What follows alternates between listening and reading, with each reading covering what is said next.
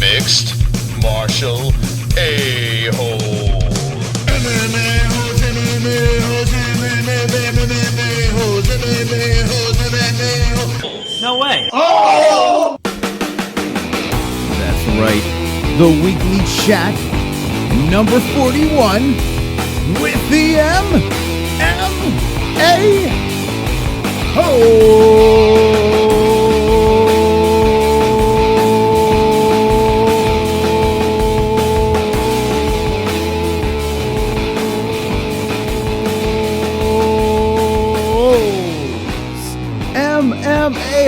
What's going on, friends? I hope everyone is wonderful. Wonderful. That's right. Wonderful. It is a Wednesday night. My favorite night of the week, hump day. And that means our weekly show that's been going on for 41 weeks in a row. Well, we're doing it again. Another Wednesday night with the MMA-Holes, and it is glorious. It is wonderful. The chat room is loaded up right now. We're going to invite some more friends in here later on, and we have a lot of things to talk about today. There is, between UFC, BELLATOR, Bodies Issue, TUF, there's so much, Maymac, there is so much shit to talk about. And it is wonderful. Wonderful. So what we're going to do is this. We're going to talk about topics. We're going to go through TUF 25. I have 2 weeks to talk about, but we're going to blast through that real quick.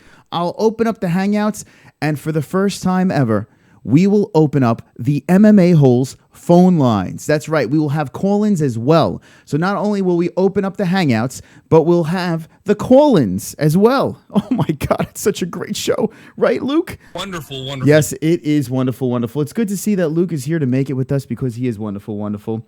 Connor's here. Yes, and everyone inside this lovely, wonderful chat is here.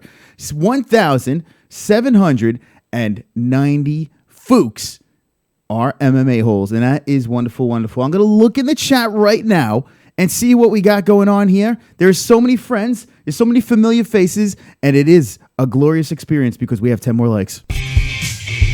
Dance to the diapers. Everybody dance on a Wednesday night. I've got 10 more likes. I've got 10 more likes. I've got 10 more likes. Fuck you, dislikes. Fuck the dislikes. I've got 10 more likes. I've got 10 more likes. I've got 10 more likes. I hope the dislikes die of AIDS. So like I said before, we will be going over all the UFC news, all the Bellator news, TUF reactions, and a lot of wonderful stuff with the MMA-Holes. That's right. The first night ever, we will be debuting the phones. We will open up the phone lines. Now, guys, if you haven't, follow us on Facebook, Twitter, and Instagram. That's right. Facebook, Twitter, and Instagram is where we're at, the MMA-Holes, all across the board. So follow us over there if you want to know what's going on outside of the MMA-Holes. Today, well, we had some issues with YouTube. YouTube was having problems with the live chat. Thank God it's opened. And we talk outside of the show. If YouTube doesn't work, you find us on social media at the MMA-Holes. Twitter is the best way to go for this shit. But if you don't have that, it's fine. Facebook and Instagram are the way to go too. And it's right across my face. And it is wonderful. Liking the shit out of this because we have 10 more likes. We do it again! All night long, breaking records on the MMA-Holes Live. Johnny dances and the chat room goes. I've got 10 more likes. I've got 10 more likes. I've got 10 more likes. Fuck you, dislikes. That's right. I've got 10 more likes. I've got 10 more likes. I've got 10 more likes. I hope the dislikes die of AIDS.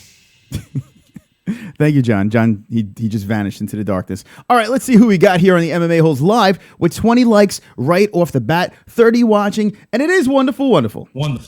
All right, here we go. Let's see. Craig Lee, Naughty George, NH, J Smooth, Brian Roger, Jesus Christ, Martin Clifford. Oh, my God. Look at MARLYNN Lane, Jafui, Robin Uli, Awesome Sports, Steven Cedillo. Holy shit. It is packed. This room is packed with Fooks. Oh, my God. What have we become over here? We've become a thing. We've become a family, a group of misfits, all with the same love, all together on a lovely YouTube channel. It really is a beautiful sight. You know what else is a beautiful sight? This right over here. Holy shit. Can we show that? I don't even know. There was a Tookus there. Body issues. Well, I think it's time for this.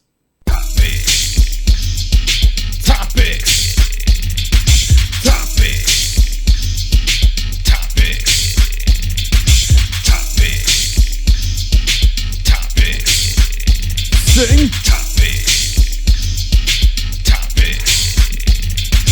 Guys, I'm telling you right now, if you're new to this, well, Jesus Christ, we have a swole, jam-packed show because there is so much shit in the news. There's so much to talk about that what happened last weekend, stuff that's going on this week. Next week is fight week for 2 cards, fights falling apart, bodies issues, TUF, Maymac. There's just, oh, God, let's start it off.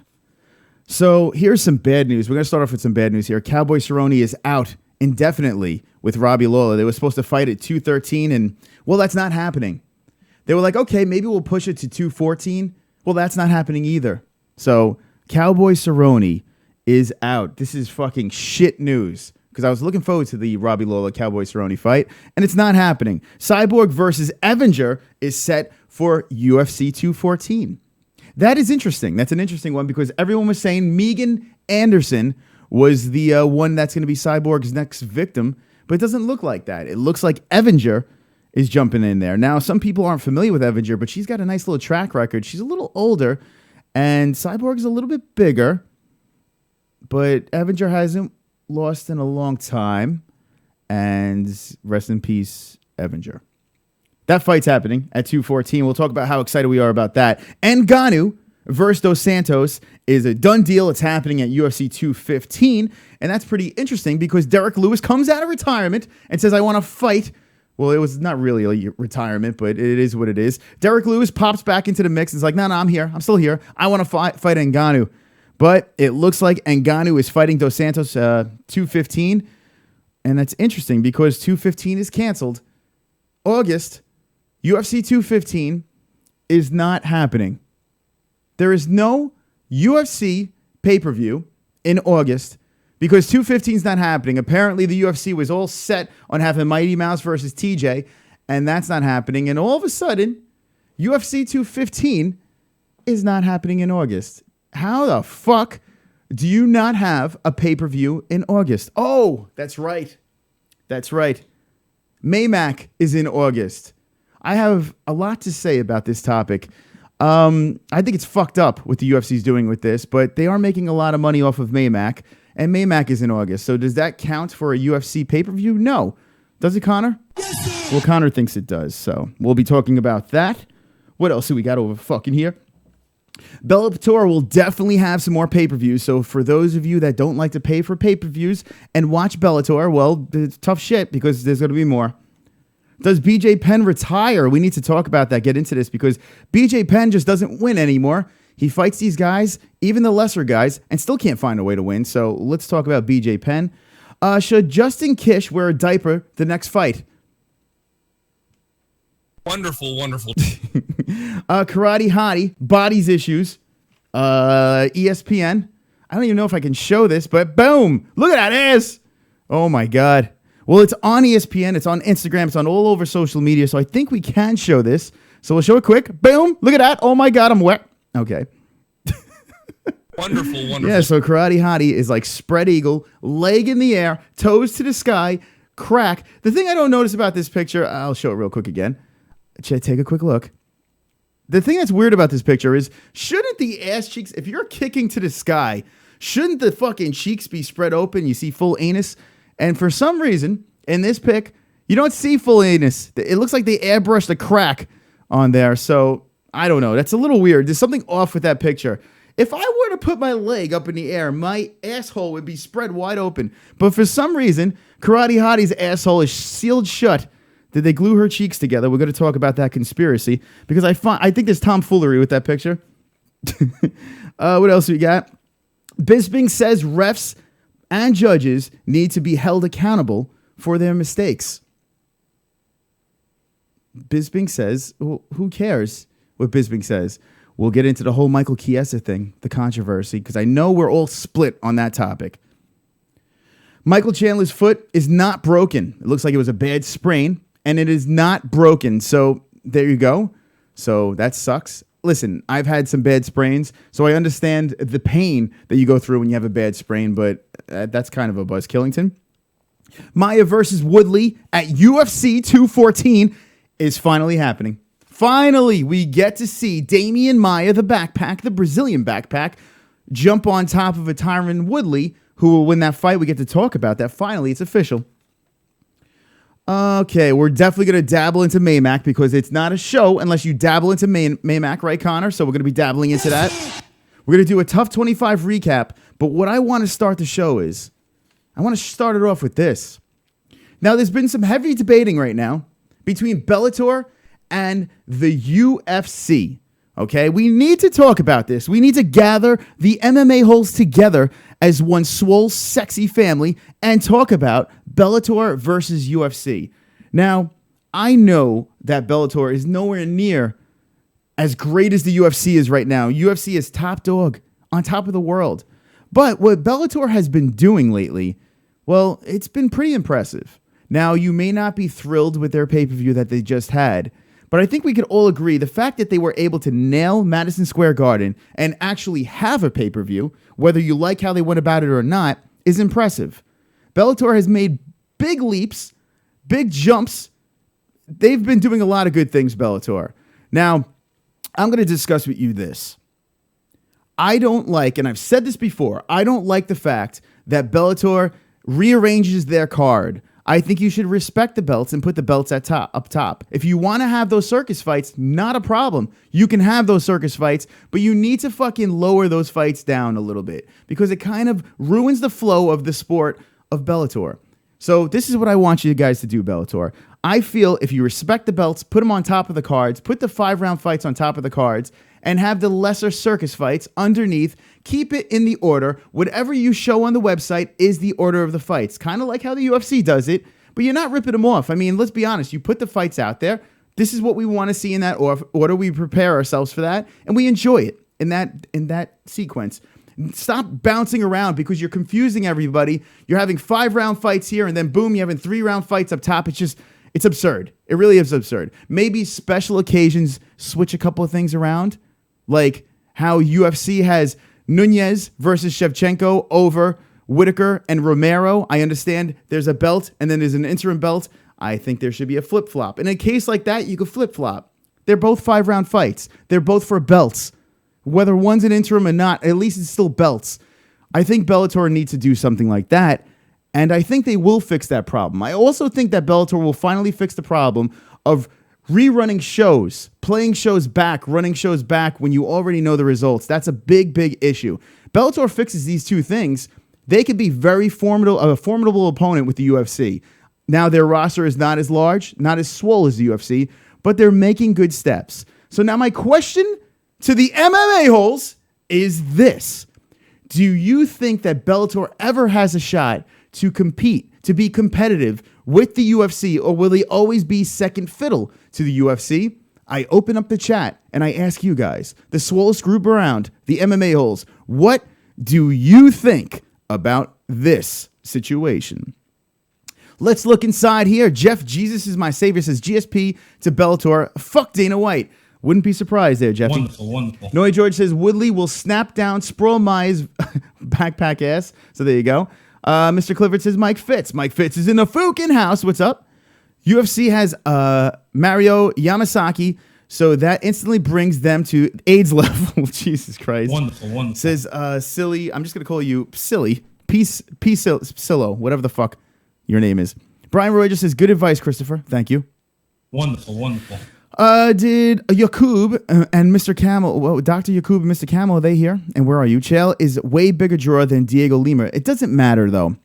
Chael could still, if you want to have him open the main card, that's fine, but I don't know. It just kind of fell flat at the end. And I like Chael Sonnen. I'm one of the few that still like Chael Sonnen. I like his gab. I like his shtick. But yeah, that shouldn't have been the main event. Sorry. You can still put him on the main card, but not the main event. Of course, Bellator can compete with the UFC, says Brian Roger. There you go. Wonderful. I'm Mayweather. I run this life, says Jeff. Well, no, you're Jeff. Jesus, my savior. Martin Clifford says UFC don't pirate our pay-per-views. Marlynn says, yeah, I agree, Chris. I hope Bellator fixed that. They could complete. Oh, God, too much coffee tonight. Yes, yeah, I agree, Chris. I hope Bellator fixed that. They could definitely be a competitor, but I think always second, says Marlon Lane. So says they can compete but not be top dog. Martin Clifford says, also UFC, what a great fight. Go watch the finish on YouTube. What else we got in this fucker? Joel Miller says, maybe they'll be better in a decade or so, but the talent in the UFC now is just way better. Joel Miller, it is better right now. There's no way that Bellator could be neck and neck with the UFC right now, currently. But I think there's going to be a big swing in 5 years. I really do think that there's not just going to be Bellator, but there's going to be other organizations that are going to chip away at the ratings.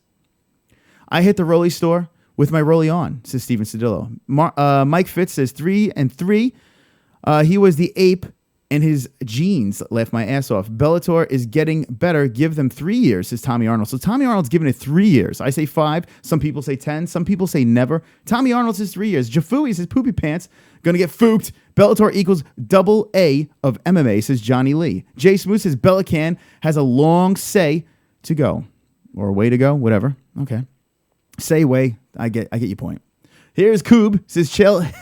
Hating on New York is cute. All right. Bader Davis proved UFC knows exactly who to let walk, says Hydrostatic. Now, here's the thing with Bellator, with Bader and Davis. Bader and Davis went at it in the UFC. It's one of those situations like a Wonder Boy Woodley. It's the same thing when you have those two. Well, Davis is different because Davis always fucking sucks. Boring ass. I mean, he wins, but he just fights to win. And they just kind of negated each other. If you watch Ryan Bader's last couple of fights in the UFC, the dude's been in fucking wars and he's been fucking putting people to sleep, Ryan Bader. So I think Ryan Bader's next fight will be a whole different story. And please don't be Phil Davis again. Please, I'll die. I'll slit my throat. Okay, I think they can compete if they pay the fighters more. That's what will kill UFC in the long run, Joel Miller says. So Bader is so fucking boring. Hail to the king, Phil motherfucking Davis is 3-3 sexy. Bellator does have a lot of money because of the whole situation with Spike. If you look at their cages, they slap advertisements on the ring girls' foreheads if they could. They put fucking advertisements everywhere. So they do have money to throw around. Now, here's the thing. They have to pay these big contracts. They're throwing a lot of money out at these fighters to snag them from the UFC. So they do have to have pay-per-views. Now, people that aren't excited about the pay-per-view events, no one likes to pay for a pay-per-view. No one likes to do it. But it's understandable that they need to run these pay-per-views because they have to justify throwing all this money around. They do have to pull some money back in, and pay-per-views are a nice way to make some money. So I understand that they are trying to dabble into that. I'm curious to see what they bounce back with. They've had a pay-per-view before, but this is like the first real official big pay-per-view show that they had. And I want to see what they bounce back with. So let's find out in time. And I think it's going to be sooner than later, unfortunately. Bellator is for scumbag ninjas, says Johnny Lee. 3-3 says, by the way, with TUF, was rooting for Toothless Tom, and so was I 3-3. I was too, but he was just overmatched in that fight. I'm going to jump into that in a second. I need to briefly touch on TUF. How many people in this chat room right now? Let me know. The chat room is rolling, flowing, swole. How many people in this chat room watched TUF? Give me a Y for yes and an N for no. How many people in the chat watched TUF? Because I'm going to dabble into that real quick. I have 2 episodes to go through because I missed last week's because I was too blizzy hanging with the boys. Hanging with the boys. You know what it means. Here's the MMA-Holes list, the living room, and there is an ass that's sewed together. There is no ass. If you spread legs like that, there is no way. There's no way the crack could stay closed. There's no way. So I call bullshit. I call bullshit. Hodgepodge is hanging out with the boys. Hanging with the boys. Okay, here we go. Craig Lee says no. Jay Protege says yes. Tommy Arnold says yes. Mike Fitz, yes. Red says no. Marlynn, no. Jafui, yes. Mike Fitz, we saw that. Okay. All right, so a couple of people did watch TUF. We're going to fill you guys in. Now, if you missed TUF and you're looking to watch TUF, spoiler alert, I'm going to go through everything right now. Now, I am in the minority here. I'm in the minority here. When I started off with TUF, I don't like it. And then we hit a couple of episodes where it was good. And it was over 500. 2 episodes in a row I really did like. And I missed last week. And I watched this week. So this is the deal. We're going to touch upon TUF right now. We're going to go through it real quick because I have to do it. Episode 10 was last week. I'm going to blow through that. Now, a lot of people hit me up like, bro, if you didn't see TUF, check it out. It was a great episode. You have to watch it. There was 2 fights. I know you're too busy hanging out with Luke Thomas and James Gallagher and all those Fooks and Ryan Bader and Chael Sonnen. If you missed it, go back and watch it. But so I'm like, okay, I was excited to watch this. The worst thing I could have ever done was go into episode 10 and be like, okay, I'm pumped up. Everyone says the best episode of the year. I disagree totally. I don't think it was the best episode of the year. Maybe because I went in with high expectations.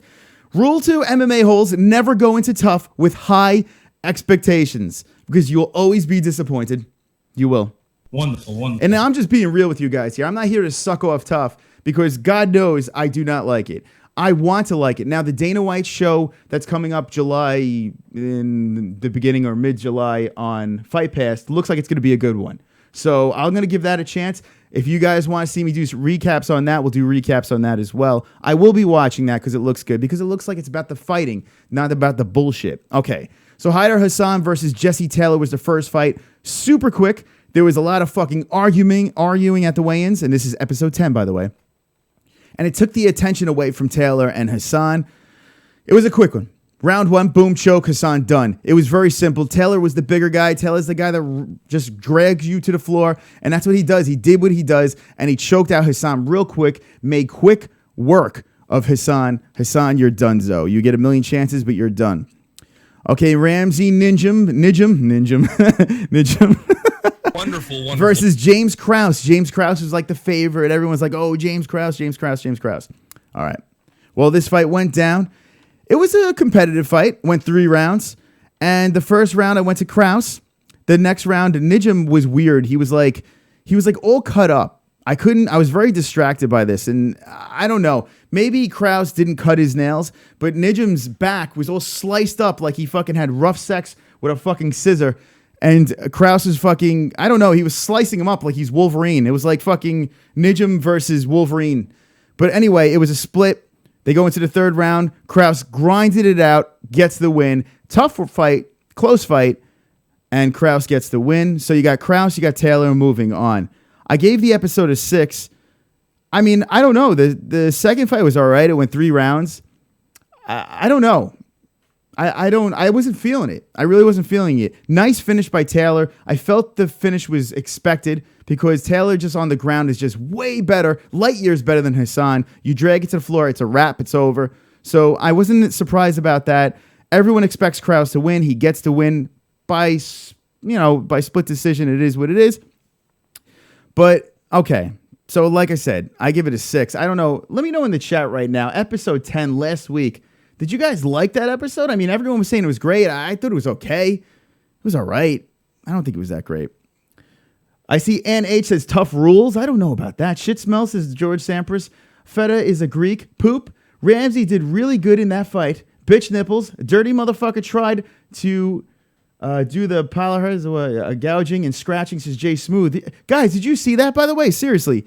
I mean, I don't know. I wasn't really listening to much that was going on. I was just watching the fights. And Krause, what the fuck was he cutting him up with? Did he have a switchblade in there? Fucking Ramsey was just like fighting this guy, and every time you turn around, there was another slice on his back, on his leg. He was sliced up like a motherfucker. Ramsey will be in UFC again. His 3 and sexy, half pounds, and yes, on ham, also cherry tomato. I actually gave it to Ramsey over Krause, as Tommy Arnold, and I wouldn't argue that. It was a close fight. Missed last week's is Brian Roger. People said it was great. It wasn't great. It was far from great. I think there was better episodes than that. You found out who won. Taylor will win the show, and I think Taylor will win the show too. Who said that? Johnny Lee. I agree with that one. I do. Shout out to the MMA-Holes from Greece. Wow, another Greece. ET22. That's our second Greco person. Welcome to the MMA-Holes. And we give you a shout out because there's 10 more likes. Grease in the FOOKIN house, guys. Makes John dance. welcome ET22. Dance. I've got 10 more likes. I've got 10 more likes. I've got 10 more likes. Fuck you, dislikes. Yeah. I've got 10 more likes. Police in the house. I've got 10 more likes. I've got 10 more likes. I hope the dislikes die of AIDS. Thank you, Diaper John, for dancing. Every 10 likes he dances. If you're just jumping in on the MMA holes, if you're new to this, we do weekly shows, live shows. We have a live chat going on here. We're going to open up the phone lines very shortly. We're doing a TUF recap, and we're having a lot of fun talking about MMA. I see Jay, yeah, dirty as a motherfucker. Dirty motherfucker didn't trim his nails. It says Jay Smooth. He didn't. I mean, I don't know. That's fucking... I don't know what he was cutting up with, the feet or the hands. They were rolling around on the floor. But Krause is cutting up Nijin, slicing him up like a fucking, I don't know, like a Ginzu knife. So that is it. I give it a 6. Episode 10. Done. Krause and Taylor move on. Now, I have some water. Yes. Guys, did you see this? The body issue. Check it out. Check out that ass crack. It's not spread as much as it should be. But that is the karate hottie, and she is on the bodies issue. It is wonderful, wonderful. Wonderful, wonderful. I fancy karate hottie. I like karate hottie, but it is what it is. What are you guys drinking? What are you guys smoking? And if you're not doing anything, let me know in the chat right now, because this chat is fucking pumping like a motherfucker over here. I don't know how a motherfucker pumps. Cater is a pussy, says Craig Lee. There's Fook You. Hot dog bottom lip says Jafooey. Jay Smooth, haha, yeah, this guy is fucked in the head. Oh, man. Thank you, Chris. Yeah, Greece in a fucking house. It's exciting, man. It's really cool. I mean, what time is it in Greece right now? It's got to be fucking crack. The sun's got to be coming up right now. So much respect. Much respect. I'm fucking thirsty. It's hot in here. Thirsty on the MMA holes. Now remember, guys, eat, drink, and be merry. If you want a shirt, check out the description. It is wonderful, wonderful. If you have anything to order on Amazon, check down below. Go through my affiliate links and make me some money. All right. Let's go to episode number 11. Give Krause more nails, cocksucker. It's like fucking, I don't know, it's like fighting a knife. It's so weird. Anyway. Okay, let's go to the next episode. Episode 11, which happened tonight. We are following that episode, and it went down Diego Lima versus Tom Galicchio. Harry Tom Galicchio fought Diego Lima. Now, I was rooting for Tom Galicchio. 6:30. Oh, my God. 6:30 a.m. in Greece. Fucking A. You guys are crazy, and I love it. Let's have breakfast together with the MMA holes. Not only are we fucking having dinner and getting ready for bed, we're about to have breakfast. Chris Boardman will welcome you, Fook. Welcome to the MMA holes live. You are wonderful, wonderful. Wonderful, wonderful. Welcome, my friends. All right, here we go. They were talking about James Krause because he got his eye was all fucked up from the previous fight.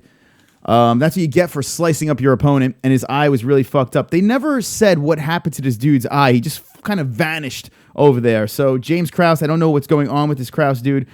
I guess we're going to find out next episode. I have no fucking idea what's going on. Anyway, so now TJ Dillashaw drops some snakes in Cody's locker room. Wham, wham, who gives a fuck about that? Let's get into the fight. Diego Lima versus Galicchio.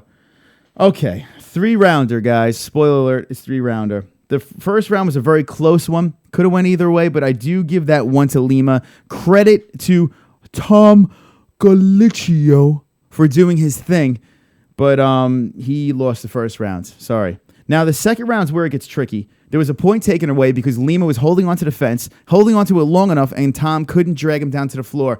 Herb Dean grabs the Lima, brings him to the middle of the cage, and says, hey, you can't do that. I'm taking a point. Now, this here, guys, I wish the refs did more often. I like that. I really do like that the ref is like, no, you can't. If you hold, we see this all the time in MMA, in the UFC, Bellator, all these fuckers. We see it all the time. Guys hold on to the cage and get away with it, and it stops the takedown. And that could be the difference in a fight.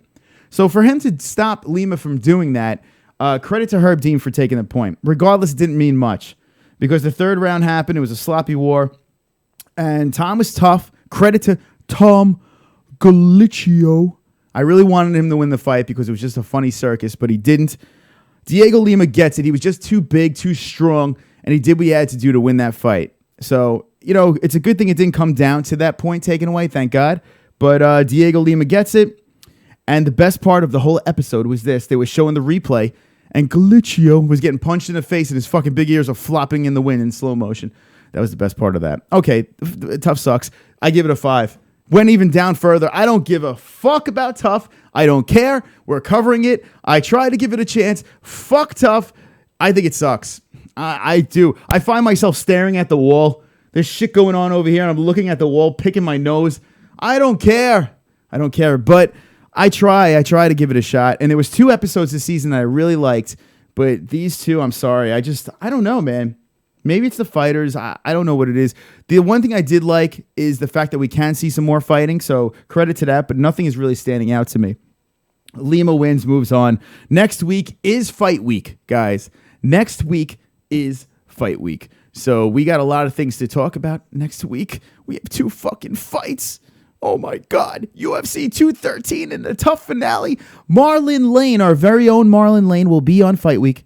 If you guys want to see MARLYNN video herself talking to some fighters and putting it on the MMA-Holes live, hit me with the ones right now. I want to see Cody and TJ. Any news on Cody's back? Cody and TJ looks like it is happening, Joel Miller. I just don't know when, but it looks like it is happening. So it looks like TJ is going to wait it out and fight Cody for that FOOKIN belt. So that's what I do want to see. So that's it. If you don't sub to the MMA-Holes, your dick will never get hard again, says Jesus Christ. Wonderful. Naughty George says Cody got a platinum back. Wonderful. Tom got whooped. Hope he's not concussed too bad. Wonderful. 3-3, yeah. Tom, he took some fucking shots. All right, Hummus is awesome, says Naughty George. What do you think about Cody versus Conor at 145? Mac V, it's never going to happen. So I can't even... I would love to just sit there and try to think about it and break it down, but it's just never going to happen. So we might not even, hypothetically speaking, we could talk about it, but I don't know. It's just not worth talking about. Great fights tonight, Lima. So Ann H liked the fights. Tommy Arnold says Tom's chest hair is like Brillo pads. He really is impressive. Look at all the ones. Craig Lee, Naughty George says, nah, I'm good. This show is for losers, says Johnny Lee. Well, okay, there you go. That's wonderful. Wonderful. Jay Smooth would like to see it. Mike Fitz would like to see it. Olympia Low Life says Yodel. Coob the Cannel. NH. TJ is a bitch, says Jay Smooth. Fuck Cody. Fight will be good, though. So there you go. He came back. Cody is a bigger bitch, says Mike Fitch. Didn't Johnny Lee's mom get fucked by all of the MMA-Holes? He's back in. Was that him? I can't remember. You know what? We fucked so many people's mothers on this show. I can't remember who came back in. Johnny Lee, did we fuck your mom? I don't remember. We won't fuck her tonight if we did.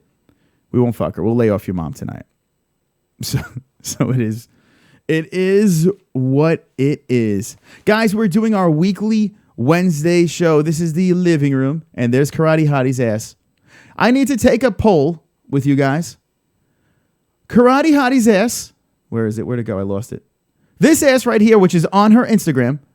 Let me know, guys. Is her crack photoshopped shut? Let me know in the chat room right now. Is Karate Hottie's MARLYNN Lane, when you kick in the air like that, don't the ass cheeks spread a little bit? I need to know right now. 1, if the crack is photoshopped.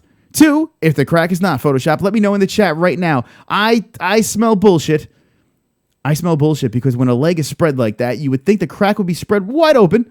So I call bullshit on that. So 1 yes, 2 no. Let me know. His mom definitely got fooked. This is 3 and 3. We poked her ass, says Steven Citadel. Hair. This is NH. But you train MMA, Marlon, and we are more perverts than anyone else. That's right. Johnny Lee is the racist fook. Kevin Lee killed the Kiesa fam, says Naughty George. Torture all. Oh, there you go. That's nice. That's really nice, Johnny Lee. It's really nice that you want to torture ninjas. Ninjas. Can't be doing that, Johnny Lee, over here. Jay Smoot says, I own her ass. Coop the Camel says, out of curiosity, I measured my reach the other day, and I got 65.5 inches fucking reach, and I'm 5'7", so I think I'm fly. Okay, whatever. Coop the Camel. I don't know where we're going with this. All right, so Mike Fitz says, no, her ass is naturally clenched closed. Johnny Pickles says yes. 3 and 3 says no. Craig Lee says no.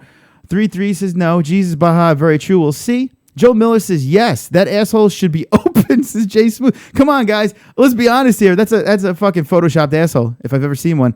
1.5 says red. Jafui says nah. Sean Anchor says 1, and he's laughing. Johnny Lee says haha. Ass so tight. Maybe, here's the deal, guys. Maybe she's just like, oh my God, they're taking a picture of my ass. Let me clench my cheeks together.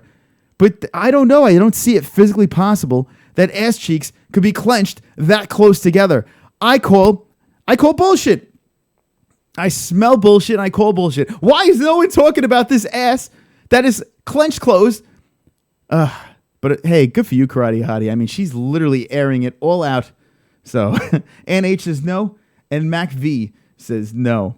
So there you go. Well, I have a badunkadunk, so it's not the same, says Marlynn Lane. Wonderful. Imagine Marlynn. If you guys would like to see Marlynn in a bodies issue, let me know in the chat as well. All right, so Cowboy is out. Now I need to go into CYBORG versus EVINGER, fellas, friends and family. CYBORG versus EVINGER. Okay. This kind of came out of nowhere. Now, no disrespect to EVINGER, because EVINGER is she's a badass. She really is a badass. She hasn't lost in God knows how long. Let's look at the stats. CYBORG versus EVINGER. I mean, I don't know the last time she lost. EVINGER. Let's check it out, because that's what we do over here on the MMA-Holes. Tanya EVINGER. MMA-Holes. Tapology. Who do we have over here? Mac V. Welcome you, Fook, to the MMA-Holes. You are wonderful. Wonderful.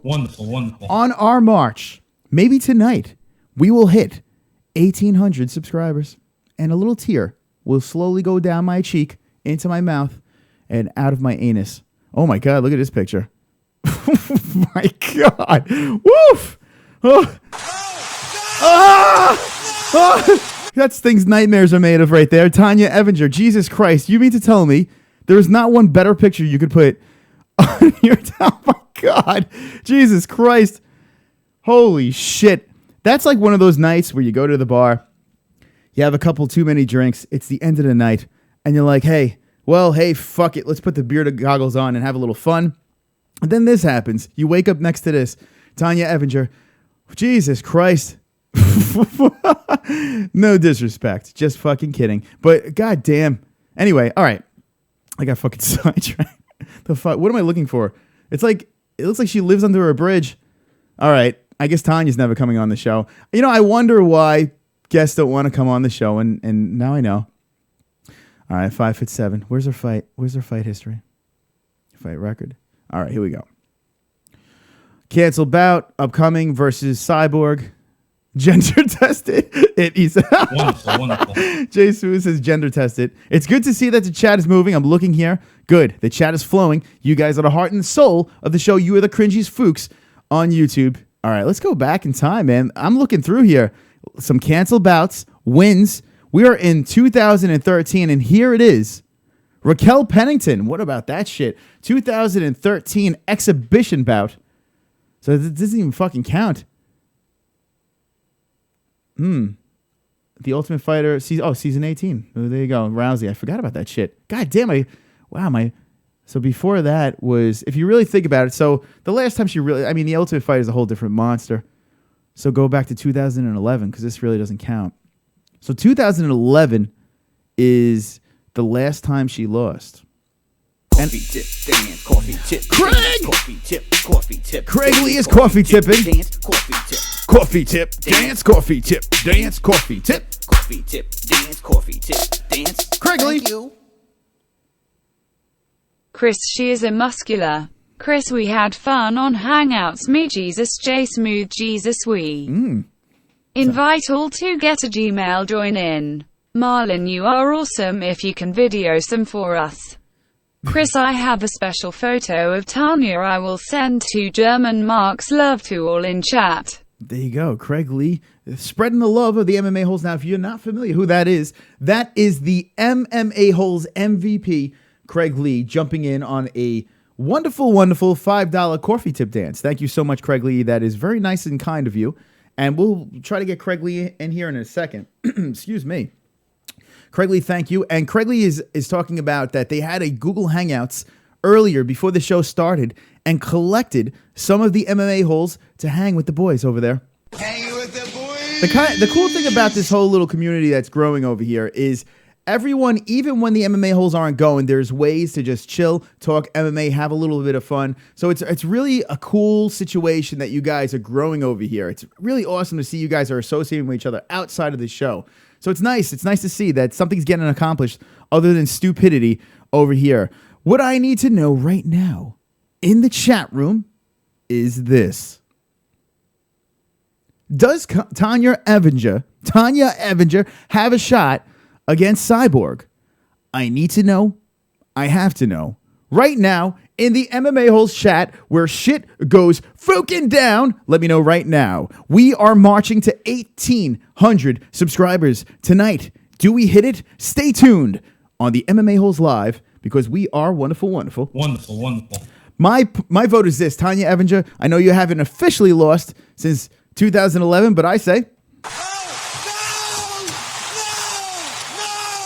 maybe some people disagree and say we'll find out right now in the chat. Craig Lee says the MMA Crip Show says Jay Smooth says stupidity is an accomplishment and of itself. Okay, good. Wonderful, wonderful. Johnny Pickle says Joe Miller says Craig Lee says we saw that. Jafui says 2. A lot of no's. Does anyone think Tanya EVINGER has a shot against Chris CYBORG? Let me know. Does anyone think so? Most people are saying no. No, no. Johnny Lee, I'm not a fag, says NH. I don't know what's going on. That dyke will get fisted by CYBORG's punches. Red says no, he will kill her.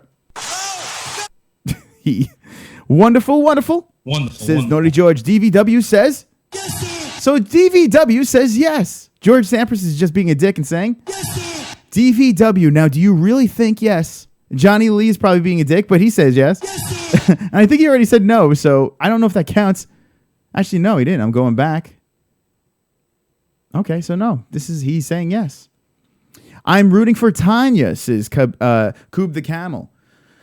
And H says, here's the thing, guys. Those of you that did say no, and someone is rooting for Tanya, the Koob the Camel, how many people will be rooting for Tanya EVINGER? Let me know in the chat how many people will be rooting for Tanya, because I think some people might be rooting against CYBORG. I kind of like CYBORG. I don't mind her spiel, and hopefully she's off the juice. I guess she is, because she's getting tested now, so hopefully she is. She still looks swole as fuck. But DVW says, and looks like the only convincing person that actually says that EVINGER has a shot. Now, EVINGER does have a shot. If you've seen her last couple of fights, she does. I just feel she's a little undersized versus a swole, sexy CYBORG. Yeah. But I don't know. Let's see. What will CYBORG do? What will CYBORG do? I'm gonna fuck Tanya EVINGER up so bad. I'm gonna fuck her up so bad. I'm gonna fuck her in the pussy, in the man pussy. I'm gonna take Tanya EVINGER and I'm gonna take her. And I'm gonna rape her fucking ass. Thank you, Chris CYBORG. Thank you. Wonderful, wonderful. All right. Tanya says 3-3. Upset, Chris. So Steven Siddell says upset. Johnny Lee says yes to Tanya. So there are some people actually rooting for Tanya. Marlyn, what do you think? At a female perspective. And NH, what do you think? There are pics of her partying with Gina Carano. She said she didn't know if she wanted to punch her or make out with her. Oh my God, when they fought. That's so... all right. I don't know. Gina Carano, I'm on the fence with that one too. She's kind of burly. She's a little too burly for me. CYBORG, let's see. Koob the Camel says CYBORG asserted that little mean chick assaulted. Okay, good. CM Pico. EVINGER has no shot. She beats up old Asian ladies, says Mike Fitz. Wonderful, wonderful. Red is laughing. Wonderful, wonderful. The MMA Crip Show says Tanya's the only person who wants a piece of CYBORG's pussy. Wonderful, wonderful. Yeah, really. Okay, EVINGER will get fisted and like it, says Jay Smooth. Wonderful, wonderful. Hillbilly Ho says the MMA Crip Show. I want to see Cyborg kill her. I want to see history happen, says Joe Miller. So Joe Miller says she wants Cyborg. He wants Cyborg to kill her. A murder is what Joe Miller wants. A murder in a cage. Jesus Christ says, I want blood or cum coming out of... Oh, what the fuck? Oh, the show is so cringe and I fucking love it. Yummy, says Craig Lee. Shortcake that hoe, says Jay Smooth. Mike Fitz, LOL. I fuck Cyborg. And Pigtails, says 3 and 3. Wonderful, wonderful. Tranny host says Tommy Arnold. Me too, says Jafui. All right, so I think we got the opinion of the MMA-Holes. Now we have other topics that I did talk about in the beginning of the show. A lot of shit to talk about. We spoke about Bellator versus the UFC. I think Bellator has a good shot at being a competitor, being up there with the UFC. So we could talk more about that as well, but we have other topics to talk about. This is how the plan will go on the MMA-Holes. I will be opening up the Google Hangouts right now on the MMA-Holes Live. I'm going to set that up. But before I do that, I will be debuting, and this is a test, guys. I need to test out phones. So here it is, guys. First time on the MMA-Holes. Now, some people don't want their face exposed. They want to call in and be quick and to the point. Now, don't be offended because I will cut off callers if you're fucking a retard. So I will be doing that, all right? Did I say retard or retard? I don't even fucking know. Eat, drink, and MMA. All right, here we go. Call-in number, bang. Right over there. Call the show. We have a call-in number. Don't know how it's going to go, but we're going to do it right now. I'm going to get the Hangouts ready for my MVPs. So now here's the deal, guys. If you come in on the Hangouts, if I've had you in on the Hangouts before, I'm going to be sending you the link. All right, so stay tuned for that. And we're going to talk about more topics over here on the MMA-Holes Live because we're doing our Wednesday show, and it is wonderful. Wonderful. Let's see how this shit goes. I got a million things going on here. No board up. Phones are open. Here it is. Call the show. Very, very professional over here. And you can lick my balls. Lick my balls. Okay, composing an email. And this is how we're going to do this. I'm going to invite some peeps. Let's invite some peeps on this. There's so many topics to talk about. There's so many ways to go with this. Next week is another fight week. Crazy shit going down. So that is what it is. Let's throw this open like this. Let's give this person. Let's, who else we got over here? You know what? I'll throw it out this way too, because we did see her. If I missed someone, if I didn't email someone, hit me up. But I'm trying to think, who else do I usually have on here? I'll give it to this person. I know this person's probably not going to come in, but I'll give it anyway. Oh, I'll give it to this person too. All right, I'm shooting out emails to some of the regs. And I have the phone lines open as well. So we're going to have a swole, sexy show of the MMA-Holes. Paste that fucker. Like so. All right. And we're going to go like this. All right, you guys are watching the MMA-Holes Live. We have 45 watching right now. And we've just opened up the phone lines. We also have the Hangouts going to the MVPs of the MMA-Holes. Lots and lots of topics to talk about. And boom, that is sent out. It is fucking hot as balls in here. I might have to turn on the fan. It is getting hot as a motherfucker. Hold on a second. Just hold your horses. Ugh.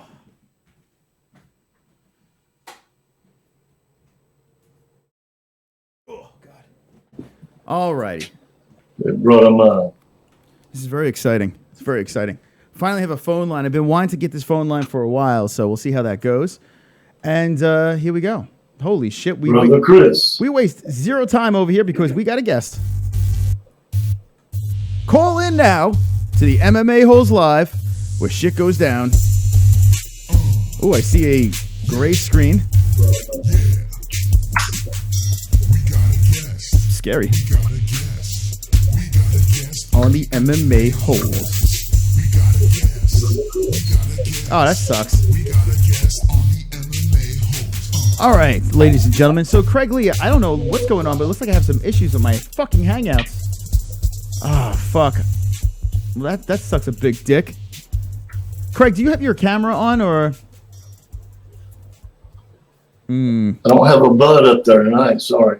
All right, so yeah, I'm gonna have to send out a new link. Here we go. A lot of I'll have technical to get difficulties. you a bud out here in a minute. See, I put that new camera somewhere else. You know what? My picture's not even popping up either. So this is what I'm gonna do. I'm gonna shoot you another email. I'm gonna close down this Hangouts. I'm gonna shoot you another. Yeah, I'm gonna shoot you another link. Yeah, the camera's on, brother. Yeah, I know, but the link is bad. It's just a gray screen. It's all fucked up. So I'm gonna be shooting out another link real quick. So stand by. New link. Okay. So that was that. Of course, there's technical difficulties. Why wouldn't there be technical difficulties on the MMA holes? Oh, fuck me in the goat ass. That's right. All right. 47, watching this dysfunctional mess as I look into my emails and try to figure this out. Okay, guys, the phone lines are open and the emails are all fucked up over here. Let's see.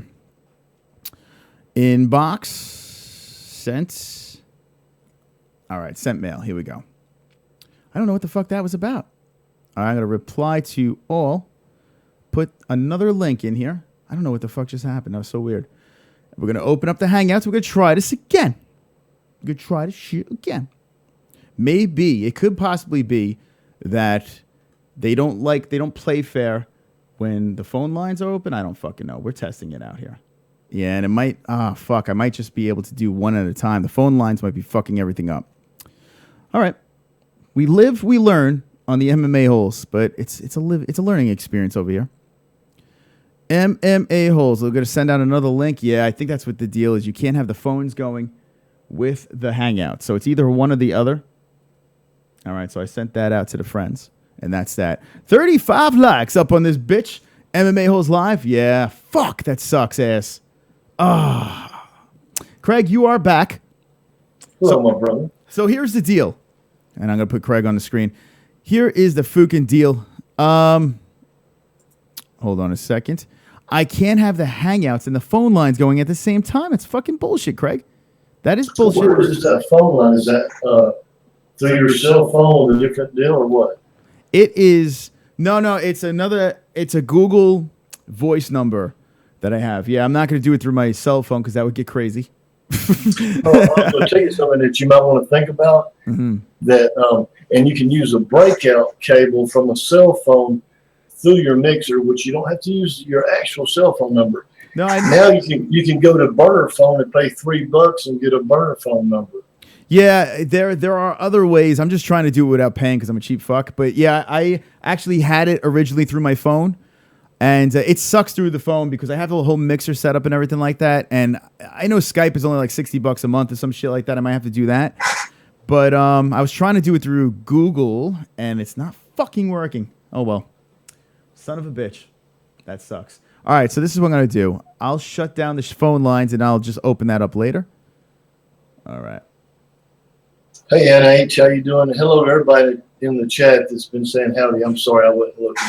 Loved all of you. Especially the sweet MARLYNN, our queen. All right, so this is what I'm going to do.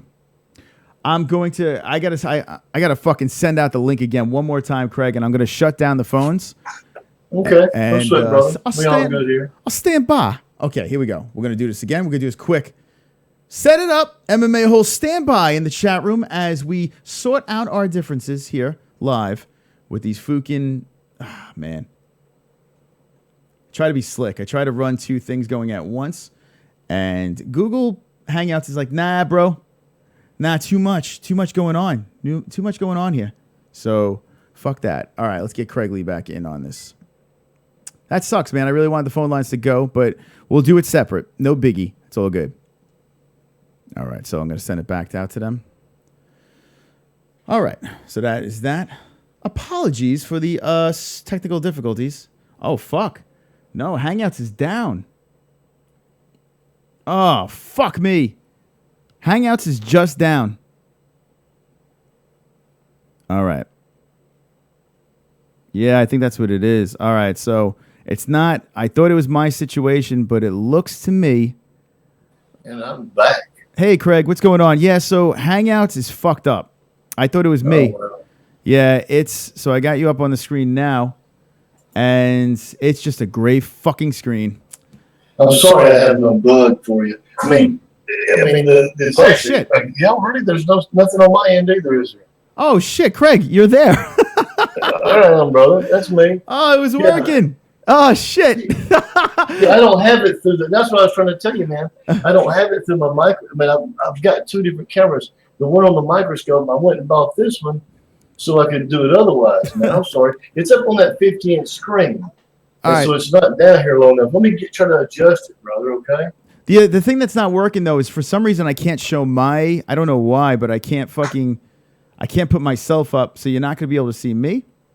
That's fine. I was just like I say, it's just up there, and I hadn't messed with it. You know, it's just up there.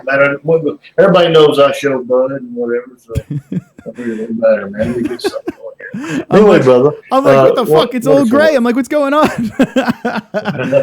All right. So I'm gonna open up. Go ahead. I'm going to try to open up the phone lines, too. I need to get this party going. I want to get a fucking full swole show with a lot of shit going on here. Well up, my brother. All right. So now I sent it out to Marlynn and Fangirl, and I forgot who else I sent it to. Fangirl, Marlynn. All right. So we're going to have the whole crew, baby. I did send it out to them, but they're probably like, why is he sending me emails over and over again with different links? Excuse my my tomfoolery, but shit happens. All right, so let's open it up. Wow, this is a shit show. All right, so Craig. Chris, I'm going to say something real quick. You remember seeing that hodgepodge in there? Yes, I did see hodgepodge. That was Ling and Brianna. They took off, and they had my phone was in the car. I thought I had it in the truck. But anyway, they were trying to get back to me. So all right, so Marlynn says she could call in if she wants to test it. Maybe we'll have Marlynn call to try that out, but then we don't get to look at her. that might be not good though. We love to look at Marlynn. That might be a good thing for Marlynn, so I don't blame her for wanting to call in. Well, yeah, I mean for her sake, yeah. Yeah. All right. So I'm gonna put the number up for the MMA-Holes up in this bitch. Where's Jessie Bell? She ain't in the chat tonight. What's up? Jessie is that's a good question. We haven't seen Jessie up in this piece. Jessie Bell is another wonderful, wonderful member of the MMA-Holes. She is awesome. Good people. She is. All right, so let's see what I'm going to do here. I'm going to put image. I'm going to put the phone number up over here. Yeah, it's just a complete shit show over here on the MMA-Holes. Here's the phone number, Fooks.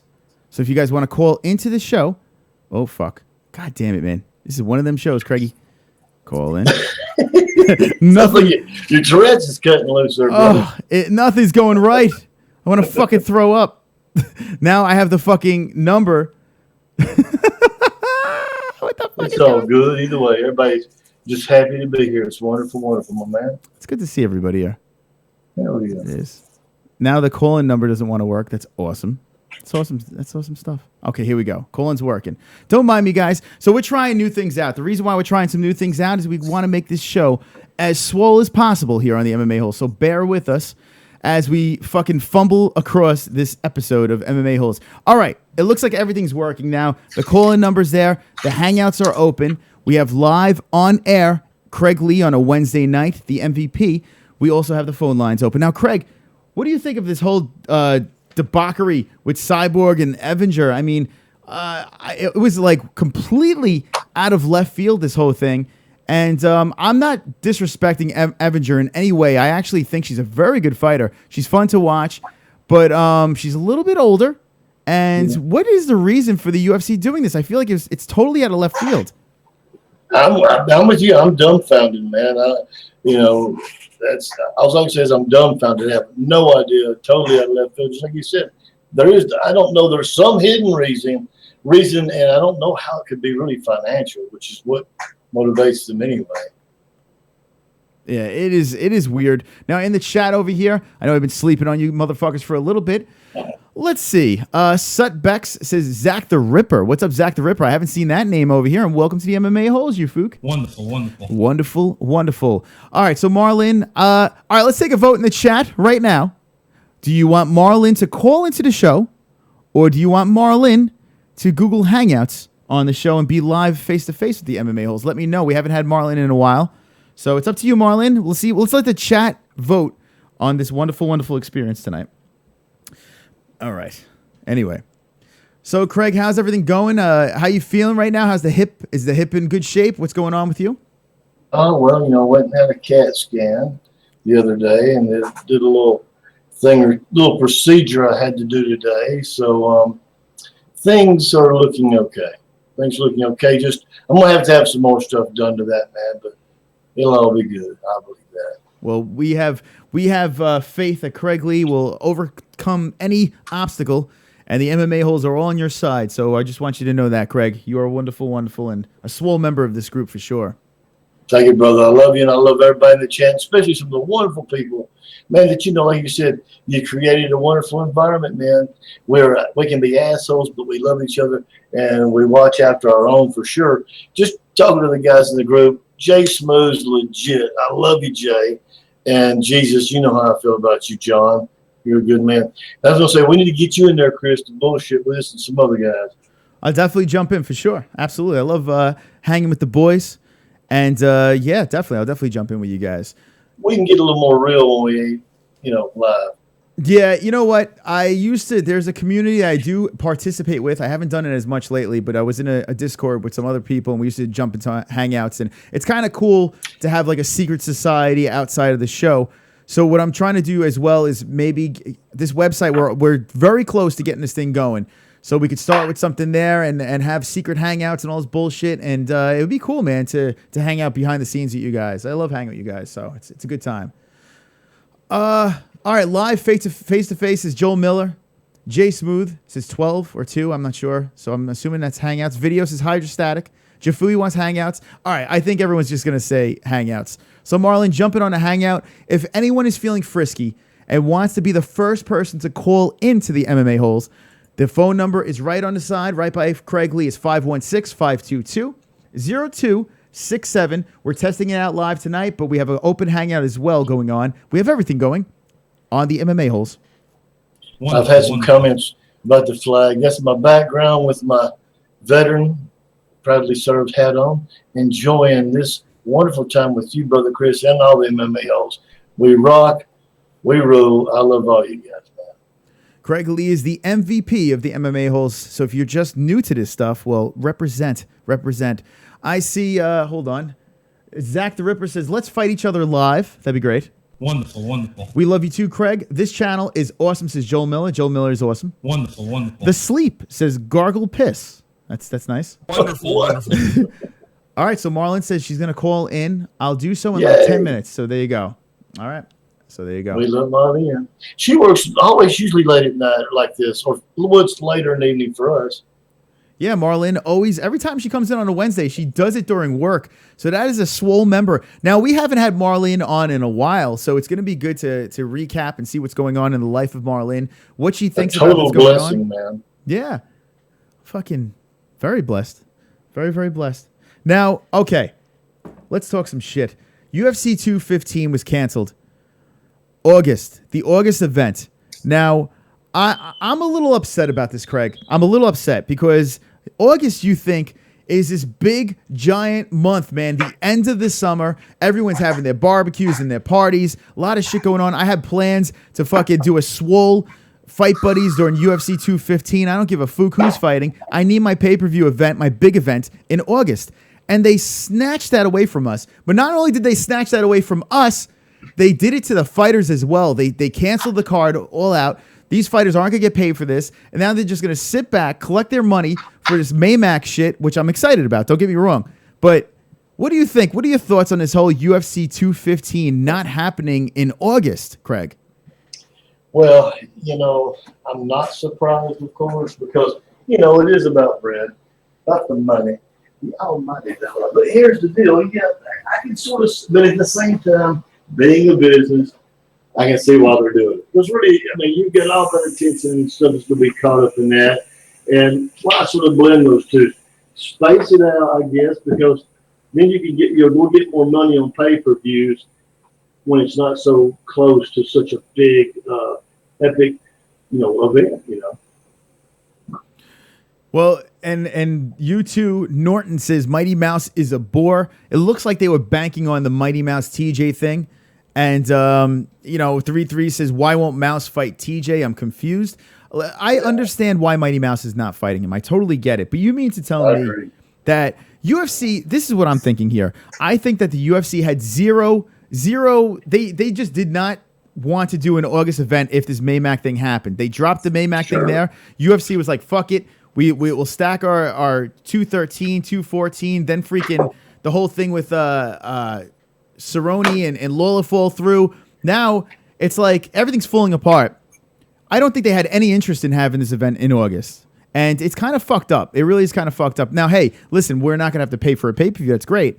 But to the fighters, the fighters, they're losing out in the deal more than anybody right now. So, absolutely. And that's the bad part. Yeah. These guys. There should be some kind of provision made to where, okay, for no reason, we canceled it out. Really no real reason. You deserve, $10,000 just to pad your pocket. Thank you, man. Keep training. And see you soon. That's right. And Coco the Gorilla's here. 05 says, Chris, with the addition to UFC 214 of Woodley versus Maia, who do you like winning that fight? Is a different challenge for Woodley and one I think will be hard for him to overcome. Your thoughts on it. So Coco the Gorilla, thank you for the question. That was very nice. Wonderful. I think it's very simple, guys. Now, a lot of people think I'm crazy for saying this, but I think there is no shot Woodley is going to win this fight. I just feel that Damian Maia is bigger than Woodley. People are saying, no, he's not bigger. He is significantly bigger than Woodley size-wise. And his style of fighting, yes, he'll get clipped a couple of times, but I don't think it's going to be enough. I think he's going to eat some punches, get in there, and grind the fuck out of Woodley. Now, I know Woodley's a wrestler. Woodley's tough as nails. I just think Woodley's a little undersized in this fight, and I think Maia will be victorious in this fight. Craigley, what are your opinions on this one? Man, I'm like this. I think that's going to be a good fight. I think we'll finally see Woodley, which we haven't seen in quite a while, and I'm not dissing on Wonder Boy on either of those fights, but I mean, I think it's time to see a good fight out of Woodley, and of course, once again, that's if Woodley doesn't catch him off the bat, I think you're right. He's going to grind him down. Yeah, listen, no disrespect for Tyron Woodley. I've gone on rants over and over again saying, Tyron Woodley's so cringy and his complaining and his whining and this and that. But as a fighter, I have total respect for Tyron Woodley. Excuse me. I think Tyron Woodley is a complete badass. I think his resume speaks for itself. The guy deserves to be a champ. Okay. With that being said, when it comes to Damian Maia, I feel that Tyron Woodley is in trouble. I feel he's in big trouble. I know Damian Maia is a one-trick pony, but this fucking pony's trick is pretty goddamn impressive. Pretty goddamn impressive. So don't sleep on Damian Maia in this one. Regardless, like what Craig Lee said, it's going to be a fantastic fight. Now, if you guys don't like lay and pray or backpack fighting, don't watch a Damian Maia fight. Don't do it, because that's what he does. That's what he does. You have to respect that this is how he fights. You have to go in there. He's not going to stand and trade. It's just not going to happen. But on the flip side, if Damian Maia comes in and gets clipped, anyone is susceptible to falling asleep with Tyron's hands. So I guess anything's possible. You get clipped on that chin, baby, no matter. That boy's got it. If he catches, like I said, if he catches him early, whoop. Let me know in the chat. What do you think, Maia or Woodley? Ann H says Maia will defeat Woodley. So me and Ann H agree on that one. Coco the Gorilla says, Chris, I agree with you on this one. Once Maia gets Woodley to the ground, he will get strangled like everyone else. It's tough. It's tough to bet against Maia. It really is. Bad time. Hey, Chris. Yes. Excuse me, brother. Why it hit my mind and you showed that picture of Karate Hottie again. The reason, I mean, I know you're really obsessed about that butthole thing and all, but no, I have some, like, see, Brianna and Ling also work out. I mean, they're both that tight, honestly. I know it sounds like I'm bragging, but I'm not. I mean, when you work out like that, you got that kind of a backside like they do, man, from all the yoga, squats, aerobics. That's how it looks, my man. I promise you. Well, I mean, I have no doubt that she has a muscular ass that could clench. Maybe she's clenching because of the cameras. I just don't think it's physically possible for the cheeks not to be spread. When you throw a front snap kick, man, see if your butt cheeks don't clench. When you throw that front snap kick, you're putting your force toward it, so your butt cheeks clench, your legs are tight, and your force goes out your foot. I just lifted my leg for 2 seconds, and I almost threw out my back. And I have to say, my ass cheeks was so wide open, and I have a tight ass. have a little ass, but a tight ass. And that hairy thing was spread open. Like, I mean, Jesus Christ, it was a disaster. My chair got a full fucking anus. But regardless, credit to Karate Hottie pumping out the kid and getting naked in front of the cameras. And she's a good one, man. Kudos to Karate Hottie for putting everything on the line. I don't know if I'll get. I don't think I could get flagged for this because, I mean, it's on Instagram. No, it's all over social media. Butt cracks are the in, and that's that. And it straightens out the show. All right, so maybe I should put this on the living room, though. Maybe I should throw this on the... forget it. All right. Joe Miller says, it will be interesting to see Maya Jitsu. Holy fook! What the hell? Hold on a second. We got a friend.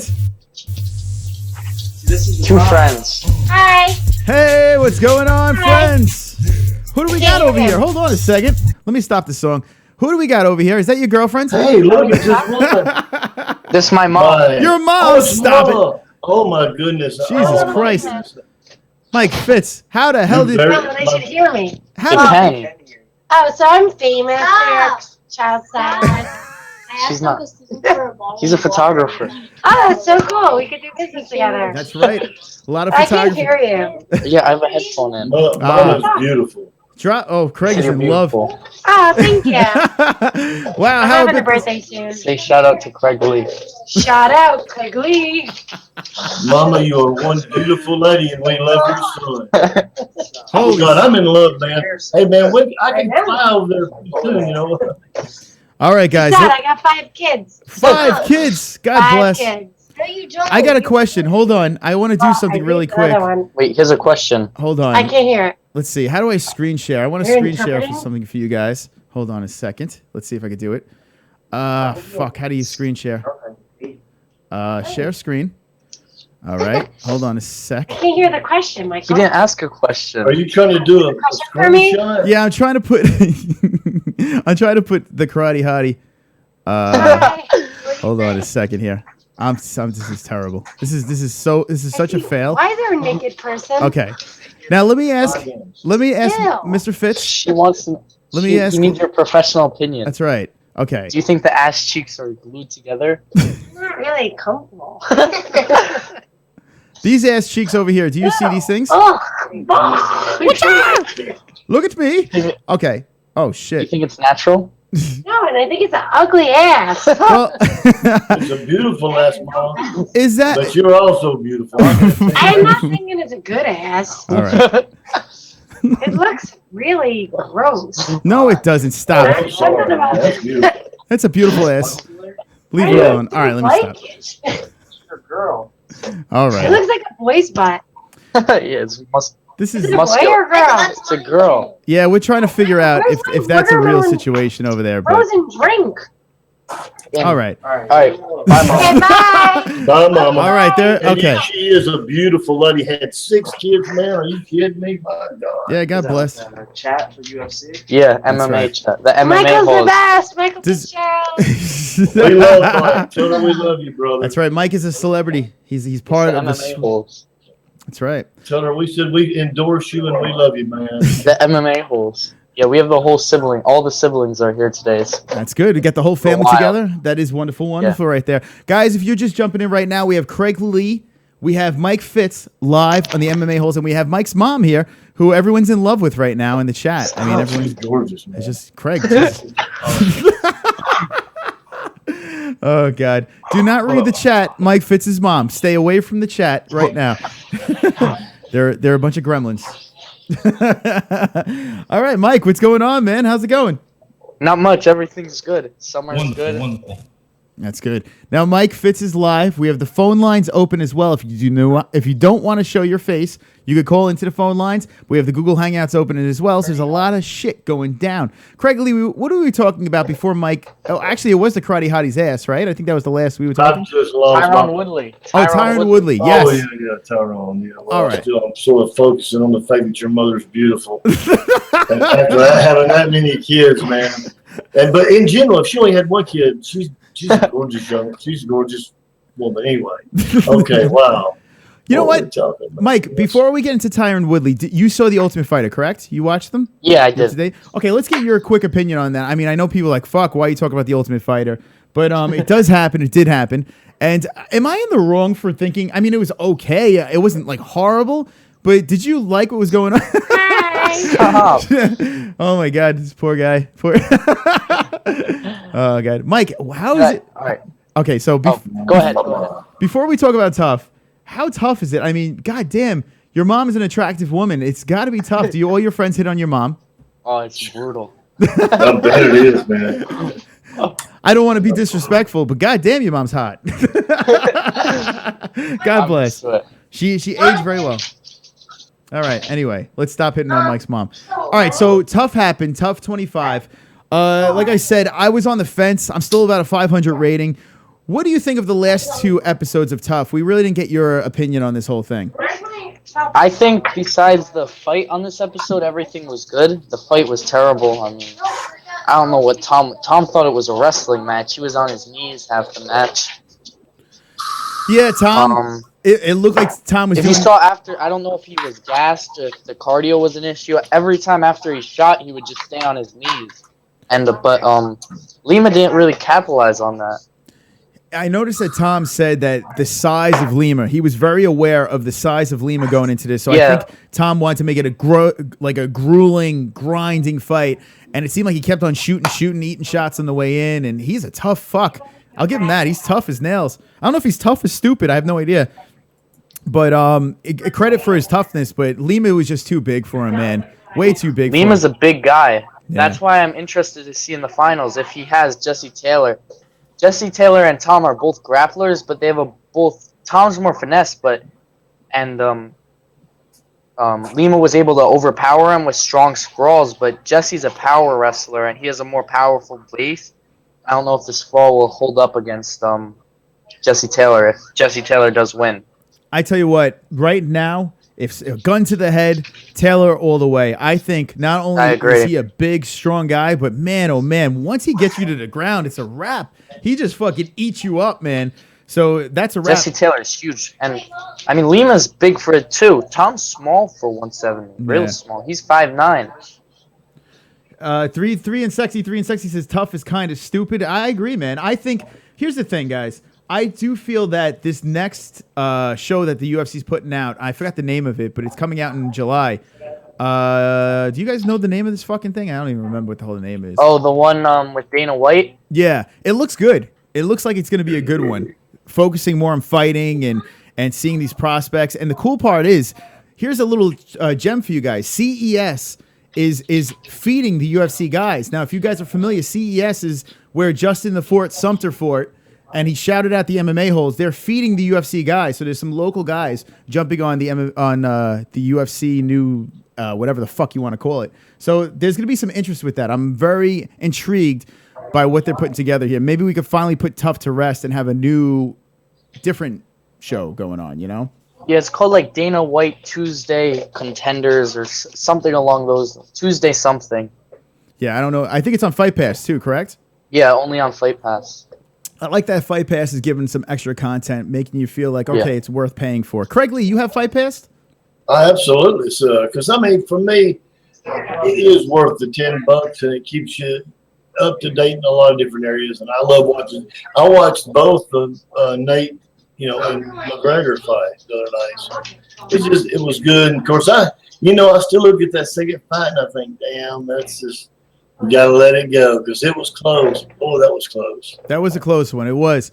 Contender Series says DVW, and that is it. Contender Series. Yeah, that's it, the Contender Series. And he's looking at new people coming in. I think it's going to be an awesome thing. I haven't seen it yet. Is it actually? It's not. I hadn't seen it on there because I've looked. Well, they're yelling back there, Mike, in your house. Okay. There's a fucking. They're having a party over there. It sounds like.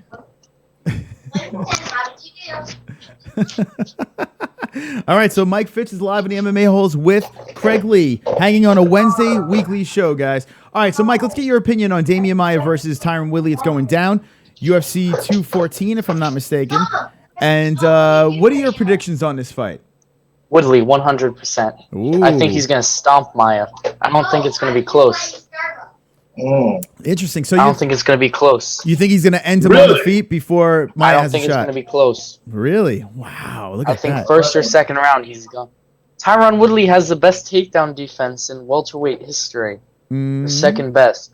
But Damian Maya is the best in history at playing a backpack, at being a backpack, a Brazilian backpack. So You have to get him down to get the back. fine.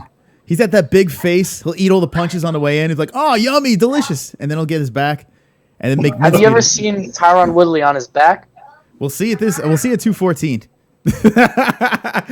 I'm excited for this. I think he's going to catch him I think Woodley's going to hit him with an uppercut coming in for a shot. I think he's going to rock him.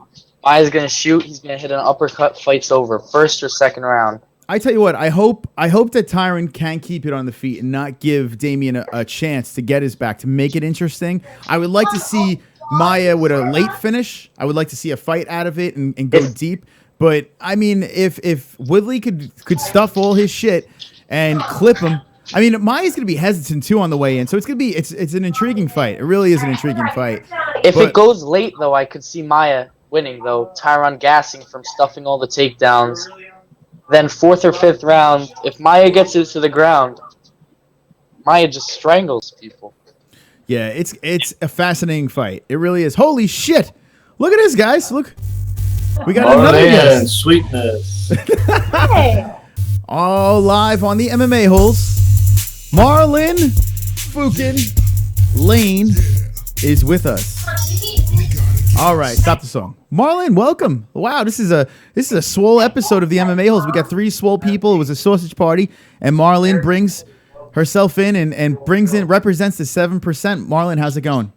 Good. How are you? I am good. I'm better now that MARLYNN is here. In the chat, you pumped up. You see MARLYNN. You got your MARLYNN back. Where's Olympia Lowlife? This guy, he fucking creeps on all the girls. I know, yeah. The motherfucker creeps on all the girls. And where is he? This is ridiculous. Anyway. Hey, Mike, try to cup your. Are you using your earphone mic? Yeah, it is. Mike. Cheers. All right, so Mike. Yeah, sorry. Hold on a Are you second. using your earphone mic covered up? Hold on. Excuse me? Cover up your little mic because there's a lot of background. All right, guys. So we got Mike Fitz, we got Craig Lee, we got MARLYNN Lane representing the 7%. DVW is like 7% in the FOOKIN house. I'm going to check out the chat, see what's going on in here. MARLYNN calling in. I say Tyron destroys him, and Tyron destroys him in the striking, says John Tamburino. 3-3 says Tyron annoys me, but will be interesting fight. Zach the Ripper says Whitney Houston versus Madonna. Make it happen. Wonderful. All right. Joe Miller says Maya Jiu-Jitsu versus Woodley's wrestling will be interesting. I agree with Fitz. I think the striking will get him. 3-3 says she's perky. There you go, MARLYNN. They're swooning over you in the chat. All right. So here we go. I think we have a good conversation now. We have MARLYNN here. We have a lot of things going on. First of all, MARLYNN, a female perspective, is Karate Hottie's ass sewn together in that picture? I don't think it's, well, okay, I think obviously it is smooth out, so it's photoshopped, and that way I don't think it's necessarily photoshopped like it was closed together. Mm-hmm. Because her butt, she doesn't have a big butt, she has a little butt, and it's firm and it's toned, so obviously it's not going to be like, no. So you think the cheeks are clenched because of her tight muscles and her Muscles.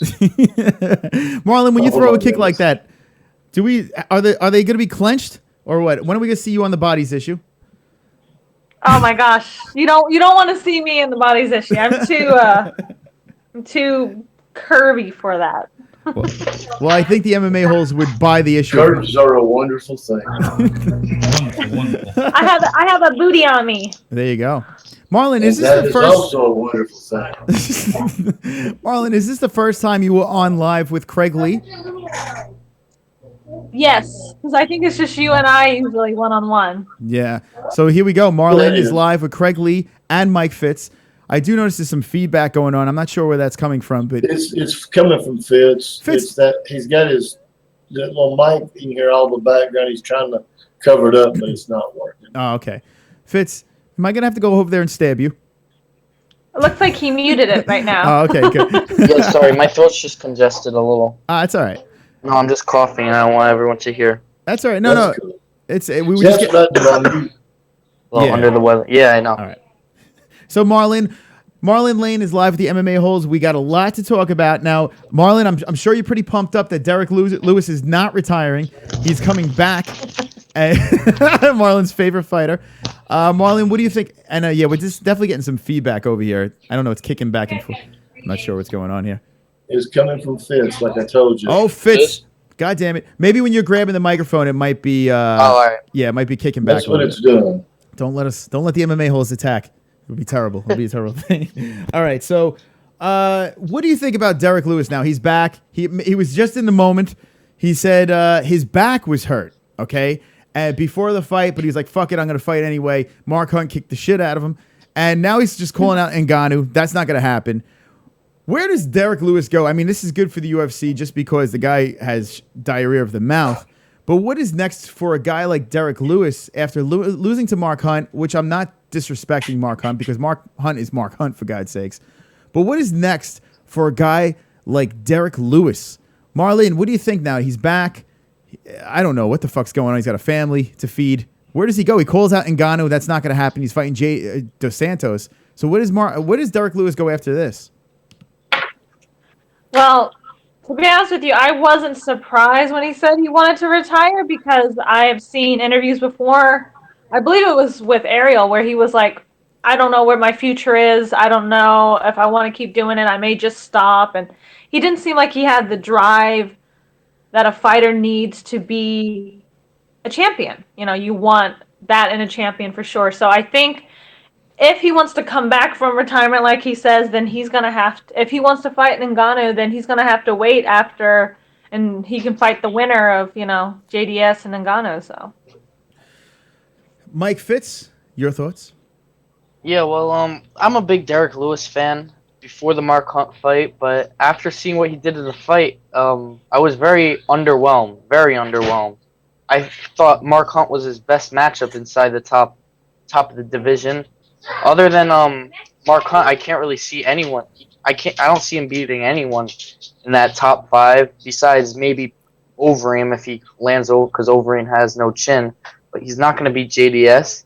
He's not going to beat Stipe. I doubt he beats Francis.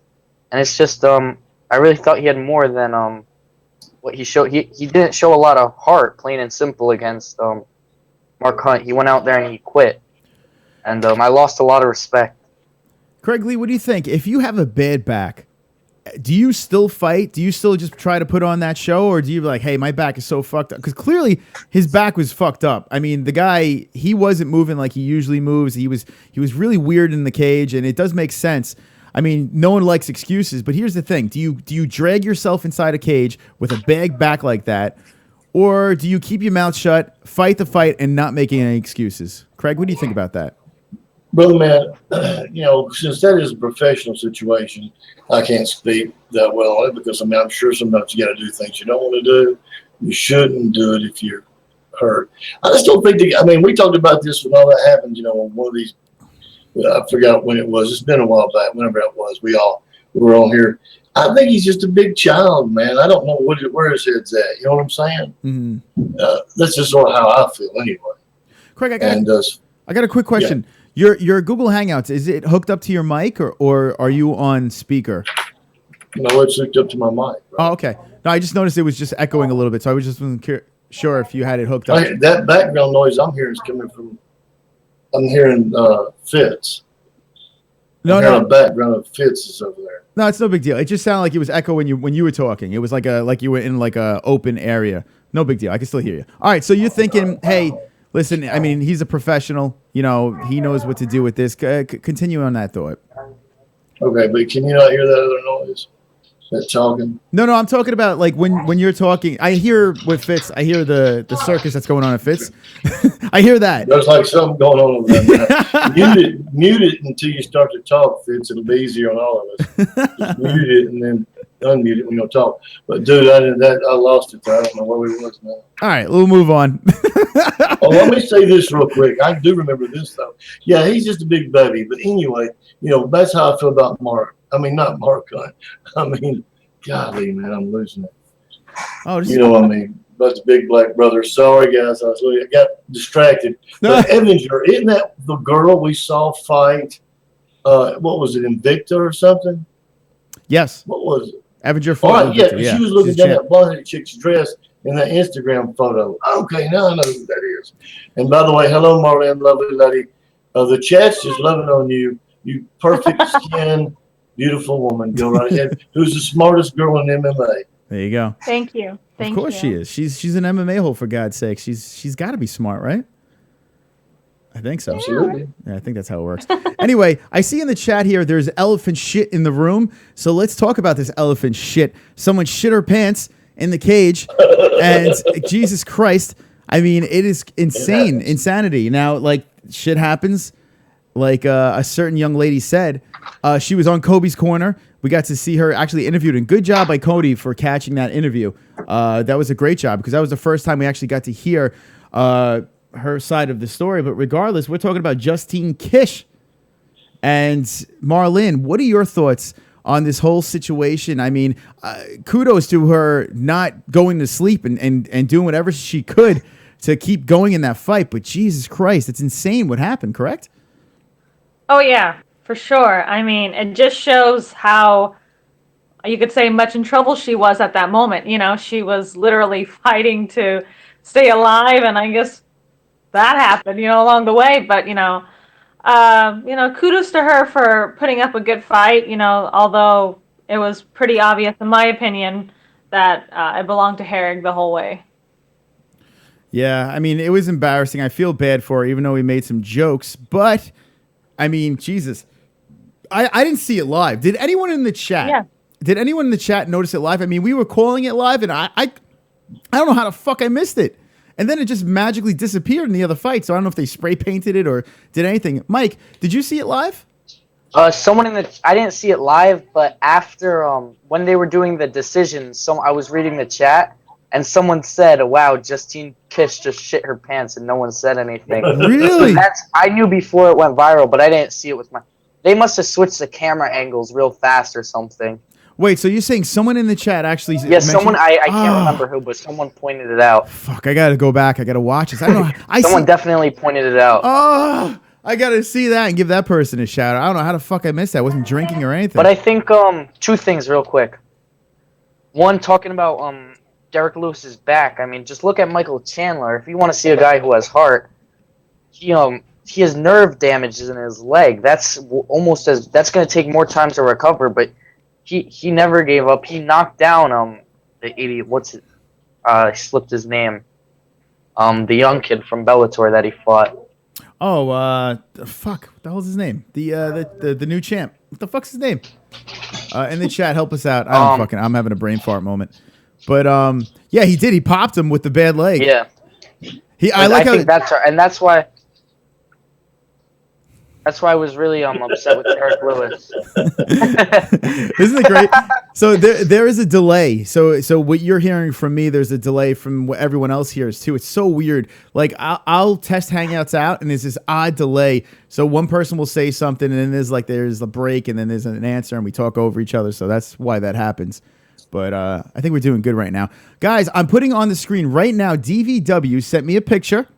Primus, yeah. On the Primus. Yep. There we go. Who said that? And good job. DVW sent me a picture on the MMA-Holes, the t-shirt winner of a youngster over here. Good job over here on the picture. And congratulations on the shirt. There it is, the MMA-Holes Live. Wonderful, wonderful. Congrats, DVW, for winning the wonderful, wonderful shirt. Well, there you go. Now, speaking of the contests and giveaways and all that fun stuff, the McGregor paintings. This is what I'm going to do, guys. I'm done with the fucking giveaway. I don't know where Brady Ferguson is, but I want to reach out to him, see what he wants to do. But I'm thinking this. Craig Lee and, what's it called? Santiago reached out and were saying that they want the posters, they want the paintings, they want the paintings. So what I'm going to do is this. If Brady Ferguson's cool with it, I'm just going to give it to Craig Lee, and I'm going to give it to Mike Santiago. So, guys, if you guys, I don't give a fuck. They're just going to get the paintings because I don't understand how you could win something like that and just be like, nah, I'm good. I'm good. I'm just not going to respond. So, Craig, if you still want that painting, it's yours. And Mike Santiago, the same thing. I'm going to give it to you guys because you did reach out to me and be like, give me those fucking things now. So that's how that's going to go. All right. So we talked about shit in the cage. we have Craig Lee. we have a special guest jumping on with Mike. And Craig, what do you think about this whole thing? Shitting in a cage. Well, Chris, I don't think much more can be said about that, my man. Stuff happens sometimes. I got hit so hard one time, man. I got knocked out. Like I say, I've been in all kinds of tournaments, and I've fought and won, and I've had my butt knocked out. And when you get hit like that, anything can happen. I didn't defecate personally, but something else happened. Can you guess what that is?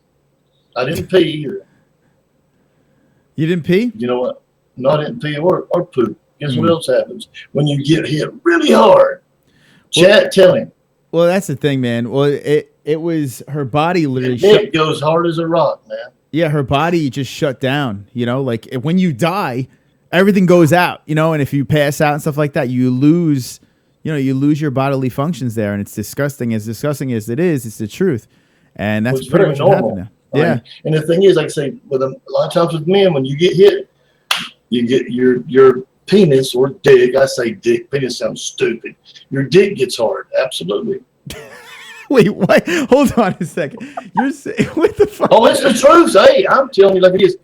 I got hit so hard one time, it knocked me cold. But I woke up when I hit the ground. But when I hit the ground, I got up real quick, and you have a hard on. I've seen it many times, and man, I fought many tournaments, brother. I've seen it several times.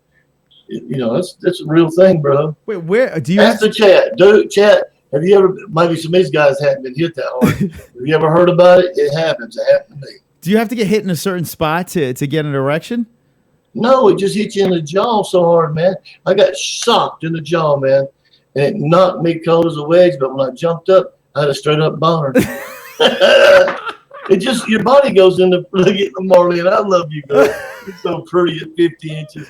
I got you up on my 50-inch screen. But anyway, it's the truth, though. That is the truth thing the chat will tell you. If there's any real men out there that's ever been hit. You know I'm going to ask every fighter that comes on this question now because this is insane. It's the truth. This is the first time I've ever heard this. Please do it. Please do it. Marlynn, when you're rolling around with men now, you better not hit them too hard because you might get pregnant. I never experienced that. I don't know. Maybe that's just a per person thing, but I do have to go. I just came on to say hi. I got to get back to work. I was just at the end of my lunch break right now. So, well, Marlynn, thank you so much for coming on. Any thoughts on Maymac real quick?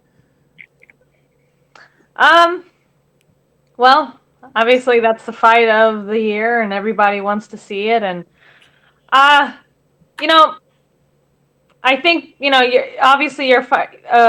McGregor is a guy who is fighting in a sport that he's never fought in against a guy who's never lost, you know, and so obviously by those statistics, we kind of know how it's going to be. But with that being said, I don't think that people are giving McGregor enough credit for what he can achieve. And I do believe that he can get it done, but it's going to have to be, I would say, in the first 6 rounds. And if he doesn't, then my guess is it will obviously go to Mayweather. So. All right, there you go. There's Marlynn's opinion. Thank you, Marlynn, for coming on. I do appreciate it. And Marlynn's awesome. Have a wonderful night. Bye, Fitz. Good night. Did you just say? See you guys later. Bye. Did you say? Did you just say bye tits? Wait, did she just say? Did someone? Bye Fitz. She said. Oh, I thought she said bye tits. I'm like, whose tits are you saying goodbye to? All right, Marlynn, thank you for coming on. Marlynn Lane, hanging with the boys. Hanging with the boys. You know, Marlynn's the real deal, though. She does know her MMA, man. Yeah, she does, and I like having her on because not only is she easy on the eyes, but she actually brings us back down to earth. So that is always nice to have on the show. I'll donate if you stop talking McGregor garbage, says the sleep. So, you know what's funny? I actually had a couple of episodes recently where I did not speak about McGregor at all. I didn't even bring him up, Maymac, any of that stuff. which is crazy because everyone is clickbaiting the shit out of Maymac. I did bring it up now because we didn't get to hear Marlynn's take on it. But how could you not talk about the biggest event in sports history? How could you not talk about something that's literally going to go down in history as something we're never, ever going to see again? Well, Chris, I got another thing to think about on that, man, if you don't mind me saying. Go ahead. You know, you look at it this way. You're only going to hear about it until it's over with. Well, I mean, you know, as far as promotional, crazy talk and all that, you'll hear about it for another month, maybe afterwards, heavy. Then it's going to be just a history thing. But I'm going to say this, man.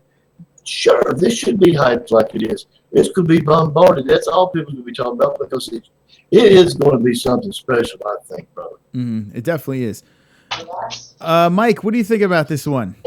Yeah, I actually wanted to talk about this because I a few hours ago watched I don't know if you see, ESPN did a sports science on Mayweather versus McGregor and broke it down into physics, and it was cool because they showed Conor's left hand has equal force to a 10-pound sledgehammer being swung at 25 miles an hour.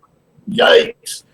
Yeah, I tell you what, they do a great job with that. They did that before some of his other fights with Daniel Cormier and showing how his spinning back kick, how much force he has in that kick and how hard he throws a punch. I mean, the guy, I think it's obvious the guy has got power. He definitely has power. It's just going to be interesting to see with those pillows on his hands what the difference is going to be in McGregor. Have you guys been watching Brendan Schaub? Him talking about this whole thing. This guy, if you think I'm a Conor dick rider, god damn, this guy's willing to place $100,000 bets on Conor McGregor. He just wants the fame. He just wants the fame. He is on Conor like I wouldn't believe. And I hate that I agree with some of the shit that he says, but he's trying to bet people $100,000 to that Conor McGregor will win one round.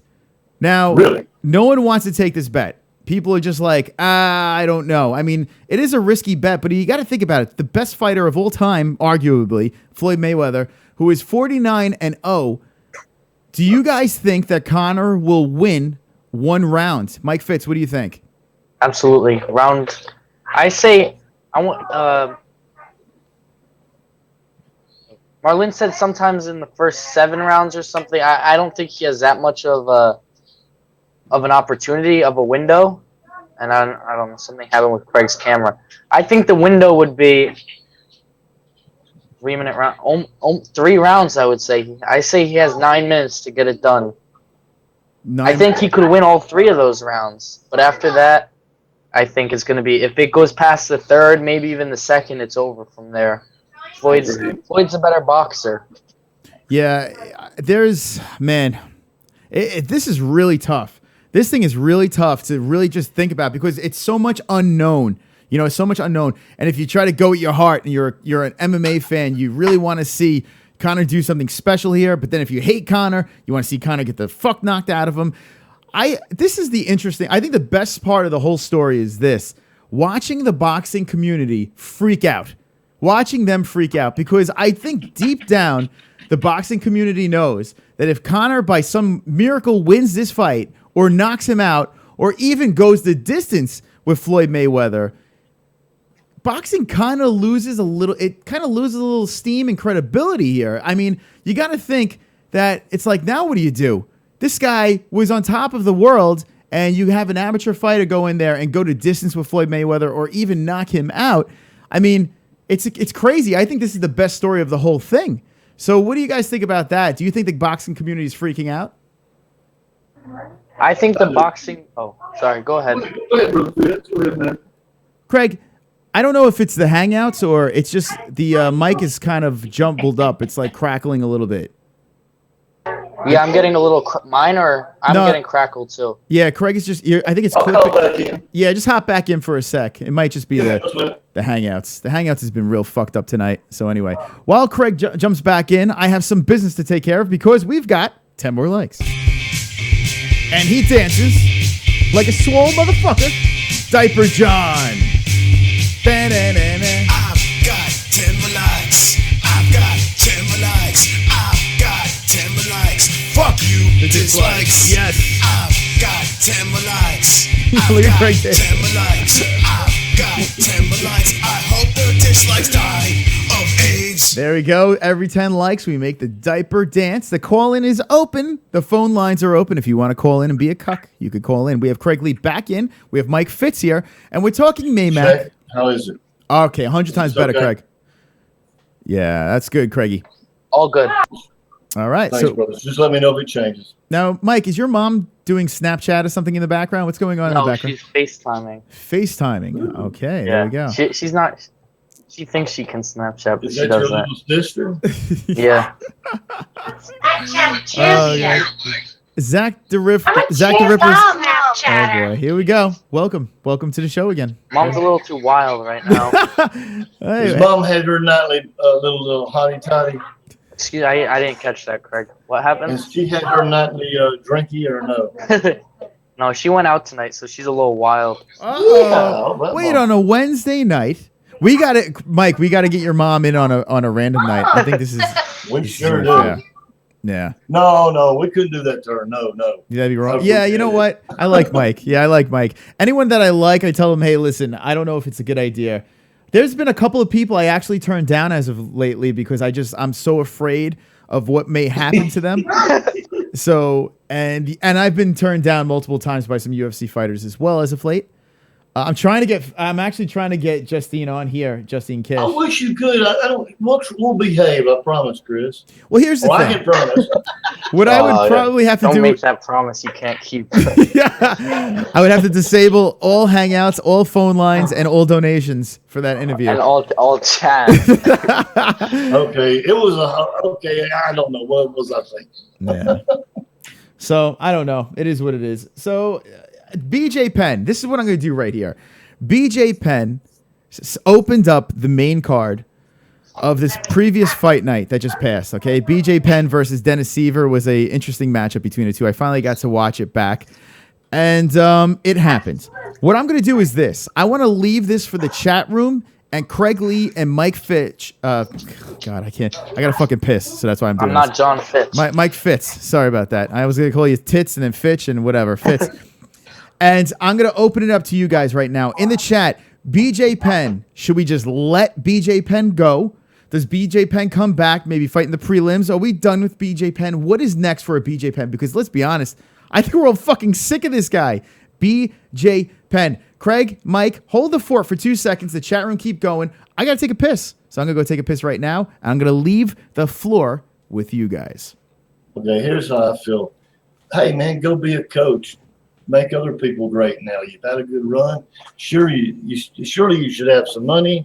And you're doing a good job, Fitz. You're really smart, and you really know this game. What's your take, brother? I didn't see much from BJ Penn, to be honest. He threw a good jab. He was landing the jab.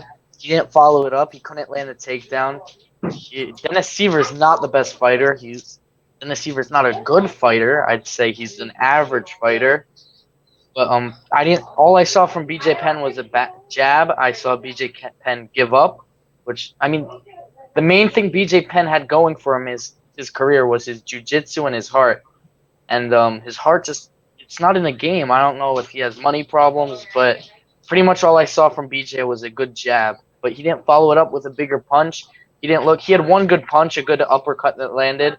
But other than that, that's it. He had a good jab consistently, though. But that's all I can say for a positive. I think it's time to hang it up. Yeah, that's what I say. Rest in peace, BJ, and make some other people great again, and that'd be good. Now, another thing that I know I'm going to go into. Oh, I hear something in the background there. Maybe it sounds like there's a Google call coming in for Chris. I think someone's getting a call. Google call for Chris. Chris, I think someone's calling in. Oh, shit. Someone's calling in. brother. Holy shit. We have a call? Hold on a second. It figures when I go take a piss, we're going to have you call back. All right. Rest in peace, BJ Penn. So you guys, where are we standing on BJ Penn? Rest in peace. See you later. Rest in peace, yeah. Yeah, I just broke it down. Not much left, just a jab. That's all he did the whole fight. He couldn't follow. He had one good punch, but his jab was landing consistently. But he wouldn't follow it up, and I didn't see the heart that he's known for. I think BJ Penn's whole career is overrated, to be honest. I was never on the BJ Penn fan. Yeah, I mean, Sweet hey, Ma. mama. It's BJ off roids. He can't hang. Now, if you called in, call back in. We'll get you back on live with the MMA-Holes and state your case. Mom, it's not WWE. Now, UFC. I love UFC even more. oh, here we go. All right, guys, here we go. First caller ever. Mom, you could beat up Ronda Rousey, You right? are live God. on Ronda the Rousey. MMA-Holes. Ow. Welcome, caller. I'm gonna verse her. What's going Can I on? verse her, please? Okay, I challenge state your her. name and your case. Welcome to the MMA-Holes live. Do you want to say what is muscle? My name is Ryan Lee. Ryan Lee. Yeah, I mean, I've seen one of your things on there, like UFC versus Bellator. I thought that was real interesting, and I think that a lot of people are starting to ask that question. Man, I just watched for the first time the second pay-per-view Bellator that they just had with Sonnen and Vanderlei, whatever you want to say, however you want to call his name. And with the whole McGregor thing, man, in the UFC and the way that they've been treating him, I think there's like a underground swell, so to speak, if that's the way you want to put it, going where people are you're seeing fans slowly disappear. I mean, it's very, very slow. Like I said, it's an underground swell, but with the way that they're moving, the Demetrius Johnson thing popping up, they got rid of Goldie.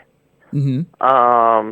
The way that they're showing this favoritism. I mean, it's a long conversation, you know what I'm saying? But I even noticed myself, just not caring for it. I don't know if you guys, just something I'll bring up and then I'll let y'all touch on it. I don't know if it's anything anybody on the show has seen, but has anybody seen the interview that got done with Dana White's mom? I saw that. Mike, yeah, Sorry, touching on this now. We're live on the foot. This is our first ever I've seen call-in. Now, can't see him. all right, so here we go. Let's go around the horn right over here, and thank you for the call. Have a great night. All right, so Craig Lee and Mike Like and Fitz. subscribe. How about that? We had a caller in over here for the first time, and it went sort of smooth. And there you go. If you guys want to call The in, chat hates you. yeah, tell your mom to shut the fuck up, for God's sakes. Only kidding. But I saw that interview as well. All right, so let's touch up on that. Craig, the interview. I did not see the interview, but I did hear about it. Craig, what happened during this interview? In a nutshell, she gives you this picture that she was a good mom. He was also good dude at one point and lost her. He treats her like shit, and they have nothing to do with each other. In a nutshell, but it's way deeper than that. You got to watch the whole thing. It's on YouTube. Fitz, what were your thoughts on that? Yeah, so pretty much in the interview I saw, I'm pretty sure we're referring to the same one. She basically called him out. She said he bangs all the ring girls. She said he has a monopoly on the MMA industry, that he buys all the smaller industry. And she said he's a horrible husband and a horrible father. And I mean, it was the things she was saying about his own son were terrible. Like it was hard to watch. It was like a 20-minute interview. And she just said he was I don't know if she's trying to get money or something, but she called Dana White like a horrible person. She was talking about, she mentioned names of ring girls. It's something you wouldn't do to your son if you were a decent mom. Even if he was a shitty person, you wouldn't do that to your son if you were a decent mom. You think? Yeah, it was terrible. It was just terrible. a publicity stunt. You think she's just trying to get paid and that's it? 100% publicity. Yeah. Wow. Because she wrote a book, see, and that's what she's doing. She's promoting her book. Mm-hmm. She'll tell all about, Dana and all that bullshit, Unbelievable, huh? So do they have a good relationship, the mother and Dana? No, dude. Not at all. Was that a Chris, joke? are you following? Yeah, I'm following. We have another call. Who's your call? Welcome to the MMA-Holes Live. State your name and case. Hello. Hello, welcome. You're live in the MMA-Holes. Welcome, wonderful. Wonderful. It's always wonderful. Listen, you guys tried to avoid me for too long, but I found you. Is this the mule? This is the mule. Uh-oh, guys, we got a mule. All right. I guess we should play the song then. Do it. We might as well. We've got a guest. Yeah. Okay, there it is. G-Man Mule is live on the MMA-Holes. I hope you're wonderful, wonderful. How's it going tonight? I'm here, baby. Craigley, how you doing, brother? Hey, my man. Good to see you. Glad to hear you on, man. It's just great. People are finally starting to join up in here. Great to see you, baby. What's going down? You know, same old thing. Like I said, Christopher tried to avoid me, but, you know, you can only avoid the mule so long. But, you know. If I had $1 for every time some man said that to me. Yeah, Chris, like I said, I got stories for days, but anyway. What's going on here? I mean, the other night you killed me, I got to be honest. I almost died of AIDS. Like, I really did. I almost died of AIDS. I don't know what happened. Did we kill you? Were we talking about the last random night? Yeah, the last random night. It was a little rough. But I mean, I got through it. So. Yeah, random night is a different it's a different animal. Let's just say that. It's a different animal. And it's still on the fence. I do enjoy doing it, but like it's gonna come up sporadically. Like this week, I'm not sure if I'm gonna do it, but when it happens, brace yourself because God knows what kind of show you're gonna be in for. But that is what it is. Oh, for sure. But man, hey, you're blowing up. You're doing your thing, man. I'm happy for you. Thank you, G-Man. Now, G-Man, where are you from? I'm originally from Buffalo. Right now, I'm down in Florida. I travel. You know, I travel around just with my business and shit. But right now, I'm down just outside of Tampa in Sarasota, Florida. Nice. We're live. I'm from Buffalo, New York, originally. Buffalo, New York. We got Craig Lee. We got Fitz, and we got G-Man. Ex-fighter, still train. I still train people. You know, I've been a promoter. You name it. Oh, whatever. Nice. So how long have you... definitely in the game, man. You know, from day one. You know, I'm one of those. I watched UFC 1, literally. Right on, he's right there with me, man. I saw the very first one was there. Zach the Ripper says, this show needs tits. Anyone care to take their shirts off? Oh, yeah, we'll just grab something and throw it there for him. All right, so G-Man, this is what we got to do. Man, that's great, man. That's good stuff. G-Man, we got to get you in on a hangout one of these times, one of these days. Absolutely, right? For sure. So listen, I'm going to, what's your last statement to the MMA? You can't appreciate the G-Man or the mule until you got me in the flesh. Trust me. We need the mule in person. What do you need from me? So let me know. Let's just give me a little taste, a little teaser to the MMA holes. What can we look forward to when the mule hits us on the hangouts? Oh, when the mule hits you, the mule hits hard, baby. I mean, Craig Lee said it before in a podcast. You know, the mule hits hard. And listen, the mule don't bullshit. I know my shit. Listen, the G-Man. Listen, I tuned into you. Let me give you a little backstory here. All right? And the mule had a few drinks tonight. But anyway, that's all good. I drink vodka. I don't drink scotch. I'm on different budgets than you, apparently, Christopher. But it's a big production over here. But for sure, you can always count on good quality content. And like I said, man, you never know what you can get with the fucking mule. But you know. So. Oh, thanks. All right, thanks for the call. All right, so. We must have got disconnected. All right, so G-Man, we're gonna get you in on a. That's the beauty of. We love you, brother. Definitely come in on the hangouts. Definitely need to have you back on with the MMA holes. I have a feeling that we need the G-Man. We need to get him on a random night. Actually, I would like to know a little bit more about his backstory with MMA and training and whatever he's into. It sounds like he has a interesting history. So I'd love to get the mule on a hangout, but he was going along too long, so we had to give him the boot, Craig. It's you know, you got to do these things. You know, it happens, brother. Ann H wants to. She said, "Show me some tips, guys." Does she mean nips or tips? Well, hey, listen, and the chat room probably wants to see tits, but I want to see tips. So dip deep into your pockets and fucking show us the tips. Anyway, guys, this is pretty good, man. All right, so we got phone calls. We got a Google Hangouts. We got a lot of stuff going on here. Mike, have you wrestled your mom to the floor? Is she fine now? She yeah, detained. She's relaxed. Okay. No, I thought something was going down over there. I had to drop. I had to pull Bill Cosby and drop a roofie to calm her down. You roofied your mom. Oh my God. You roofied your mom live on the MMA holes. This is actually pretty interesting. Yeah. George will have to arrest me. George is supposed to use the handcuffs on her. That's all. Well, hey, listen. What are you guys' thoughts now? We heard a little bit about Craig Lee on this. The Mike Fitz. We didn't get your opinion on this UFC 215 not happening in August. What do you think about this, man? Not happening. Do you think the UFC is being a little greedy here, or they're just like, fuck it? Like, what's going on with the UFC and 215? Oh, I read because it's only a few weeks before the big McGregor versus Mayweather, and you know everyone's gonna empty their pockets out for that.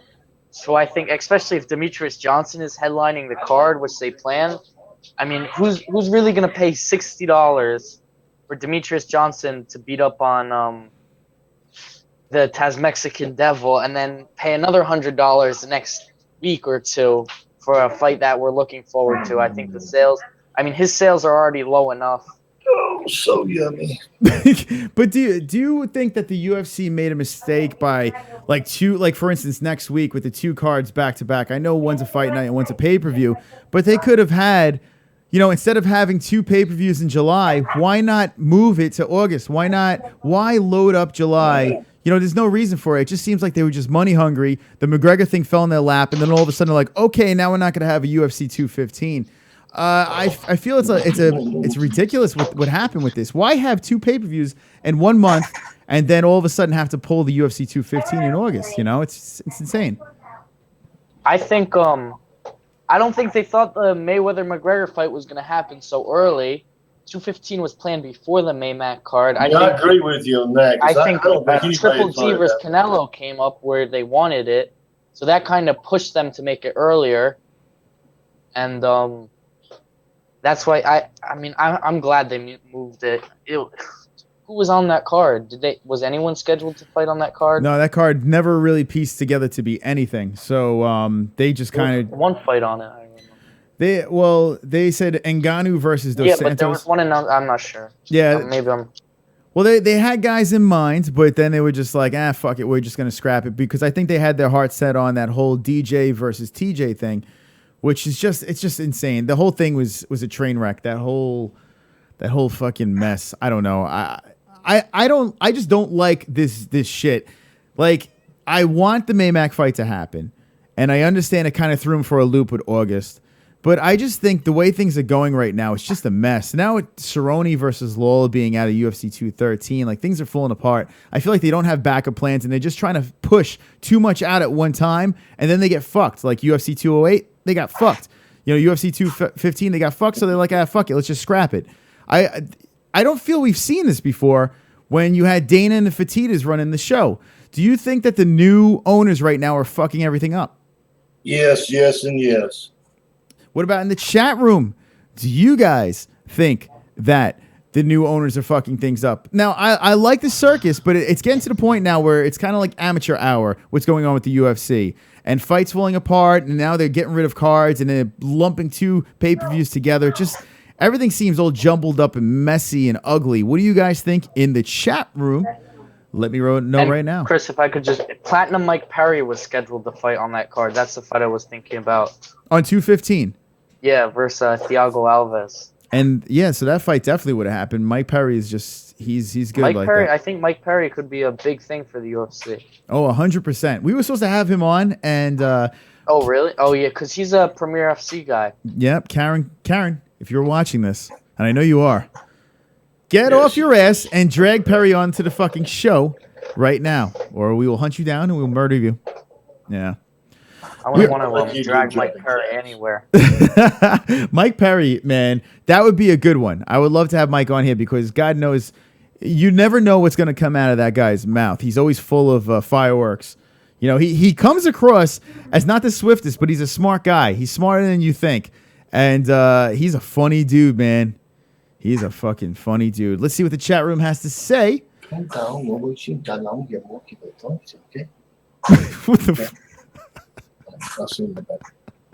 Did you? Oh, shit. No, just put it away. Did you just go bilingual on us? Whoa, okay, hey. I thought I muted my screen. No, I didn't know what. Wait a minute. Carl Jones Something says, right. Who is this kid? That's Mike Fitz. He's an MMA hole. Coat hanger. Oh, the okay, 7th. that's who it is. Correct. Let's see. New owners are litter tits, says George Sampras. Fuck the new owners. Jafui gives a 1. Christopher, listen, you asked the G-Man a question. I didn't have time. Well, listen, here's the thing, G-Man. I don't want to have you I don't want to have you on a phone call too long because people are going to get restless in there. So I'd rather have, if you're going to be long-winded and we're going to have a proper interview with the man, with the mule, we're going to have you in on a hangout. So we'll work it out, my friend. We'll Google it up, G-Man. Hang in there, baby. We love you. Connor Wonderful, B. wonderful. Says Fertitas had backup plans on backup plans. Let's see. They always had their shit together. It's true, Connor B. It really is. It's like amateur hour right now. Carl Jones says they're not fucking things up. It's $4.2 billion, Chris.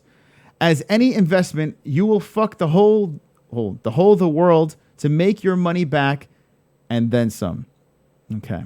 Thank you, Carl Jones. DVW says, how do you make the covers on your videos? I like the ammo cover art. It's good. DVW, you fucking with us right now? You're definitely fucking with us. Wonderful, wonderful. Now, those of you on Twitter, well, you know the joke. We played a game on Twitter, and we put a picture up there. Now, those of you on Twitter that know I'm talking about, it had something to do with ammo. Go to Twitter and let me know if you've seen that. Hit me with the ones if you did. Hey, Chris, I meant to ask you, did you ever get any feedback about all those posts with Bill and all those things Brady did? Well, that's what I was hinting at right there on Twitter. Nothing came back. And listen, we were having a little bit of fun on Twitter. It might have been at someone's expense, but in fairness, hold on. Should I put it on here now? I would, because I think it's funny as hell. All right. If anybody remembers this dude that came on the show, this is like, he was such a greasy car. It was awful. All right, so he deserves this. He loved himself. He loved himself way too much. He did. We are talking about a certain Bill Vigil who is the president of Ammo. We had him on. we threw him to the wolves, and he posted this picture before his last event. I don't know how the event went. I wasn't there. It could have went great. Could have went swollen sexy. But he posted this picture. So what I want now in the chat is to caption this picture, because not everyone is on Twitter. You must caption this picture. Now, guys in the Hangouts right now, if you have another thing open, check out what I'm going to put on here. And check it out. Here we go. This is the first time I'm seeing it. I'm not on Twitter. Okay. All right. So I have it on the Google screen. You guys will get a little bit of a delay. It's Ammo, okay? And there's a machine gun. And he looks like he's hovering. Wait, hold on a second. Hold on a second. I got. All right. So he's hovering over a mountain right now. It says Ammo. There's like lava and fucking things sparking in the air. He's got a machine gun and an Affliction shirt on. And he's looking into the camera and into your soul. Guys, caption this right now. Oh my god! I am not making this up. This is not fan made. This is he posted this on his Instagram. Now, Bill, if you are watching this, okay, you need to explain to me what the fuck is going on. Like, did you guys ever see Tropic Thunder? I don't know if you ever saw Tropic Thunder. This reminds me of Scorcher. When Ben Stiller was Chris, doing. It's not complete until you show him all the funny makeoffs that Brady did about it. Well, oh man, Craig. Do we go there? You got to show those, man. Now, that's the fun part. Screw this. Like, this is the dude he interviewed. He's a real douchebag car salesman, greasy mofo. And then our buddy Brady that did the paintings did some of these little comps here if Chris shows them. Yeah. Oh God, I'm gonna have to filter these. I'm gonna have to look through them because there's some things that just can't be shown on here, just because of reasons. He's not looking. He's making the Second Amendment look pretty bad right now. I don't know what that even means with that shirt on. What is that? What is he doing? What is that picture about, man? He's got this freaking look at that for a minute. Now just check this whole thing out. I don't know, man. I don't know what it's saying. Yeah. I don't know what is that damn picture saying? George Sampras is saying get him on. You know what? I kind of want to get him back on. I don't think he'll ever come back on again. But if he does, destroy him, please. If you get him on, great. Fuck it, we'll take care of that. Oh God. It was bad. Oh my God.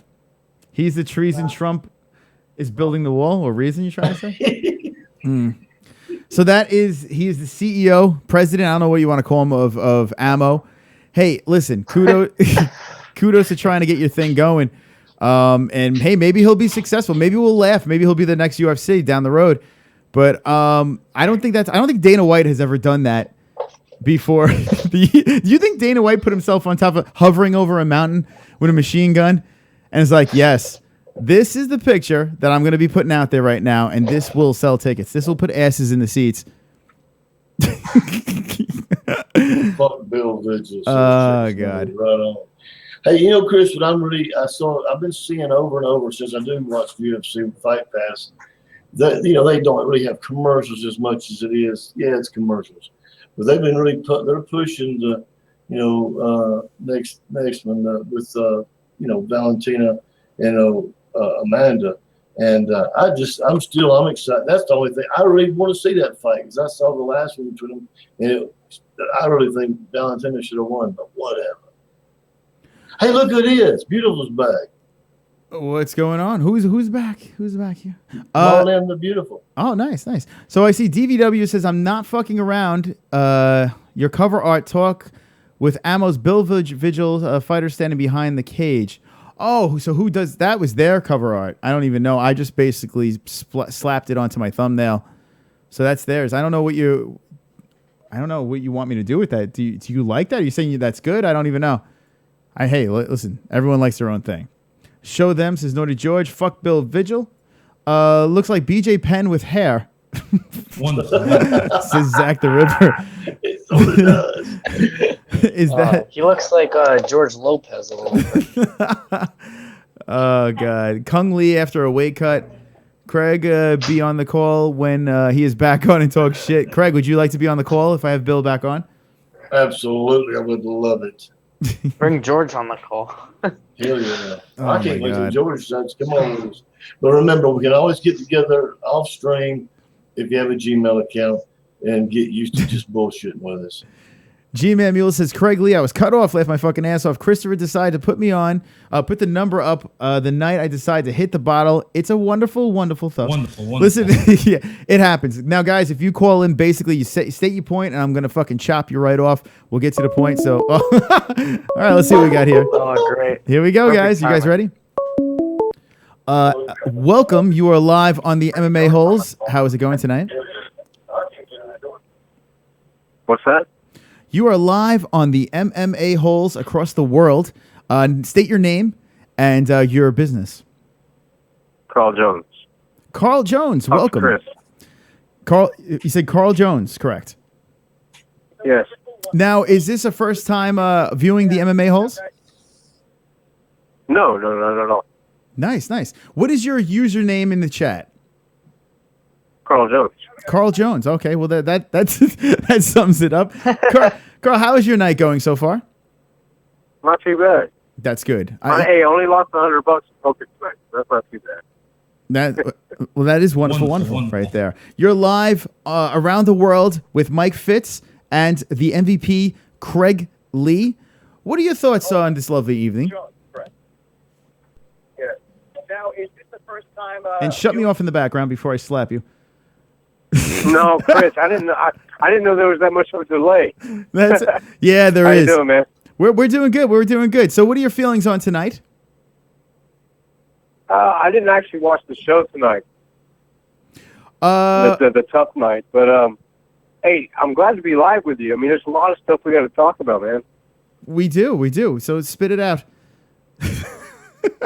All right, you're right. All right. So funny thing was I loved it when you were down there in New York, and you met up with Luke Thomas and you had Chael Stone, and it was funny when Chael was like, "Did you just say MMA-Holes?" And he played on it. He's like, "I was going MMA-Holes." I loved it. It was funny as hell. And then the other day I was at the laundry room, and I'm like, I just remember Chris, jumping in the fucking dryer. Hey, this is my shit. So, anyways, there's a lot of stuff. I mean, I didn't know I was on with those guys too. I didn't really realize I was on live with you. So, That's cool, man. How's your night going, bro? Our night's going really good. This is the first night we're opening up the phone lines. I'm testing it out, and it looks like it's working good. Sure. I have some friends in on the Google Hangouts. Fitz, who's become a staple, and Craig Lee is just the MVP. So let me ask you a quick question. Brother, welcome. Mr. Jones, Go ahead. who is your favorite MMA hole in the chat? Who's my favorite MMA hole? Yeah, in the chat I gotta room. give that to myself. Oh, you're voting yourself. I'm sorry, Chris. I'm your favorite MMA hole. Well, okay. Any last thoughts on the MMA holes? They're all fucking... G-Man's upset because I cut him off, so eventually I'm going to have to cut you off, too. Any last thoughts on the MMA holes? That's fine. Yeah, no, I mean, I love you guys, man. I love you, Chris. You're awesome, bro. And to Craig Lee, the other dudes on there. I saw the number. I was like, let's give it a try and give it a call. So you're cool, man. I really like it. I'm always in your chat. Even when we're on there watching Luke Thomas and stuff like that, I'm right there with you guys. So I'm an MMA Hole fan for life, bro. Well, there you go. Thank you for calling in. I appreciate the support, and feel free to call back. All right, Rock on, so there brother. he is. Thanks for calling, man. Look at that, Carl Jones coming in and jumping in on a phone call with the MMA holes. I like the call-ins. I kind of like it because we could kind of get a quick thing out of him. I know he was a little long-winded, but his first time calling, so I let him go a little longer. But I think it's pretty cool. What do you guys think in the Hangouts? He's a good brother, man. And plus, he was just really a good guy. He really is an MMA hole. It's nice. Yeah, I think it's good to get a short little opinion, little brief right in there. Yeah, right. Well, it's because a different take. You know, mixes it up. Absolutely. Here's the thing. When we're rattling off topics and stuff like that, especially if it's a hot topic, I would love to get something that breaks really hot, open up the phone lines and just have people calling in, quick points, get out, and it would be kind of cool to get everyone's opinion on here because you know what? Not everyone wants to donate and be cringy like that. Not everyone wants to jump in on a hangout and show their face and stuff like that. So I want to give everyone a way to contribute to the show. I think it's actually kind of cool to have. Yeah, I agree. It is. Everyone on board. It really is. It really is a good thing. So, I mean, you might even say it's wonderful, wonderful. It sure is. That's what I was trying to bait him to say, and he wouldn't say it. Carl Jones, next time you better say wonderful, wonderful. For God's sakes, how dare you? Get some bitches in here, says Pro244I. Google Hangouts, Dick Fag Boys, says Spinner. Thank you. Wonderful, wonderful. Google Cookout. Let's talk Fedor. Zach the Ripper wants to talk about Fedor, and I think that's a great topic. Let's talk about Fedor. Fedor, well, he collided with Matt Mitrione, and I have to say, I was eating the popcorn. I was all into it. I don't know if I was drinking the scotch, if that was the reason why, but I loved it. I loved every minute of that fucking mess of a fight with him and Mitrione. What is next for Fedor, and what do you guys think of the fight between Mitrione? Let's start with Craig Lee on this one. What are your thoughts on this situation? Is Craig there? Oh, there he is. Sorry, I didn't see Craig. Hey, brother. All right, we'll start with Mike on this. Pull yourself together, Craig. I will. Mike, I think I was kind of relieved how it ended. I mean, I was kind of scared for Fedor going into a fight. That's a bad fight for Fedor. Bellator did him they did not help him out one bit. Matt Mitrione's one of the biggest heavyweights. He's far and away probably the most athletic heavyweight Bellator has on the roster. So, Fedor is going to have to strike with him, and he's got power in his hands too. But I mean, Fedor landed a good punch, so you can't. Ooh, something like that. You can't take too much away from him. But I think if he still wants to, he had it was nice. He said, "I'm gonna fight because I'm a fighter," and that was everyone clapped. And if he's gonna keep on fighting, he just needs to know where he is as a competitor, that he's not where he used to be, and he needs to take a step down in the competition. Like, I think him fighting Roy Nelson would be very bad too. Yeah, Fedor, he's past due. And I don't think this is his last fight. I think they're going to drag his ass out there. It looked like Scott Coker was like, nah, I'll let him fight again. And now they're talking about Sonnen is like, yeah, fuck it. Throw him at me. I'll go after him. And they're like, why would you go after a guy? I'd like to see him fight Sonnen. It would be interesting. Fedor would murk him. You would think. Yeah, it's just... You think he's going to be able to run in like he did Wanderlei, shoot a double leg, and take Fedor down? I don't know, man. I would have to say that as much as I hate to say it, I think Sonnen against Fedor at this stage of the game, I don't think Fedor's beaten many people. I really don't. He looked old. He looked really old in there. I know we didn't see much, but he looked really old. Craig, what do you think about this? Yeah, I'm like this. He does, and I think overall, even with Chael, it's almost time just to sort of enjoy some fun. I'm not saying you need to quit. I'm just saying you're not really picking the interest of the people that much, or in my opinion, it's not, because the last few fights have been uneventful. Lost, and then this one was really sort of uneventful, though. Yeah, so here's the thing. I feel with Chael Sonnen, I think Bellator, what they did was they paid Chael Sonnen to be the mouth to get the pay-per-view. This is what they wanted out of Chael Sonnen. So they squeezed every bit of life out of the guy. The guy clearly is a shell of his former self. I mean, he's still okay at best, but they wanted him to talk his way into a pay-per-view. So they used him as leverage to get into the Garden, throw him as the main event, and somehow pull off a weird pay-per-view. Now, with that being said, right. So they got their money's worth. We have another caller, guys. This is really, it's like Christmas. Caller, welcome. You are live on the MMA-Holes. State your case and your name. Zach the Ripper. Talk some shit. Zach the Ripper. Oh my God, we have a slasher in on the MMA-Holes. What's going on tonight? Not much, man. What's going on? We're good, man. I noticed you got that accent. Are you fucking stringing up black people in your yard or what? No, I am from the South, though. I'm from Louisiana, man. Oh, Louisiana. A little differently. That's awesome. Yeah. So what's going on tonight? All right, so we were talking about Fedor, right? Yes. Okay. My take on Fedor, man, he's just too old. I mean, he's a good fighter, but to me, back in the day, he was the best in pride. I mean, he fought the best and beat the best, and he just got old. Yeah, it does, and thank you for the call. It does look like that Fedor looks really, really old. Like, yeah, looking rough. Yeah, it doesn't look, I mean, as much as I would love to see Fedor have a little bit left in the tank, I don't know, man. I really don't know. And you know what kind of sucks about Fedor, too, is you got the translator. Do you think he's fucking his translator, Craigley?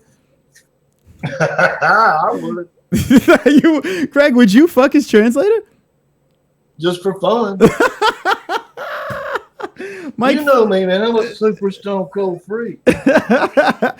Mike Fitz, would you fuck his translator?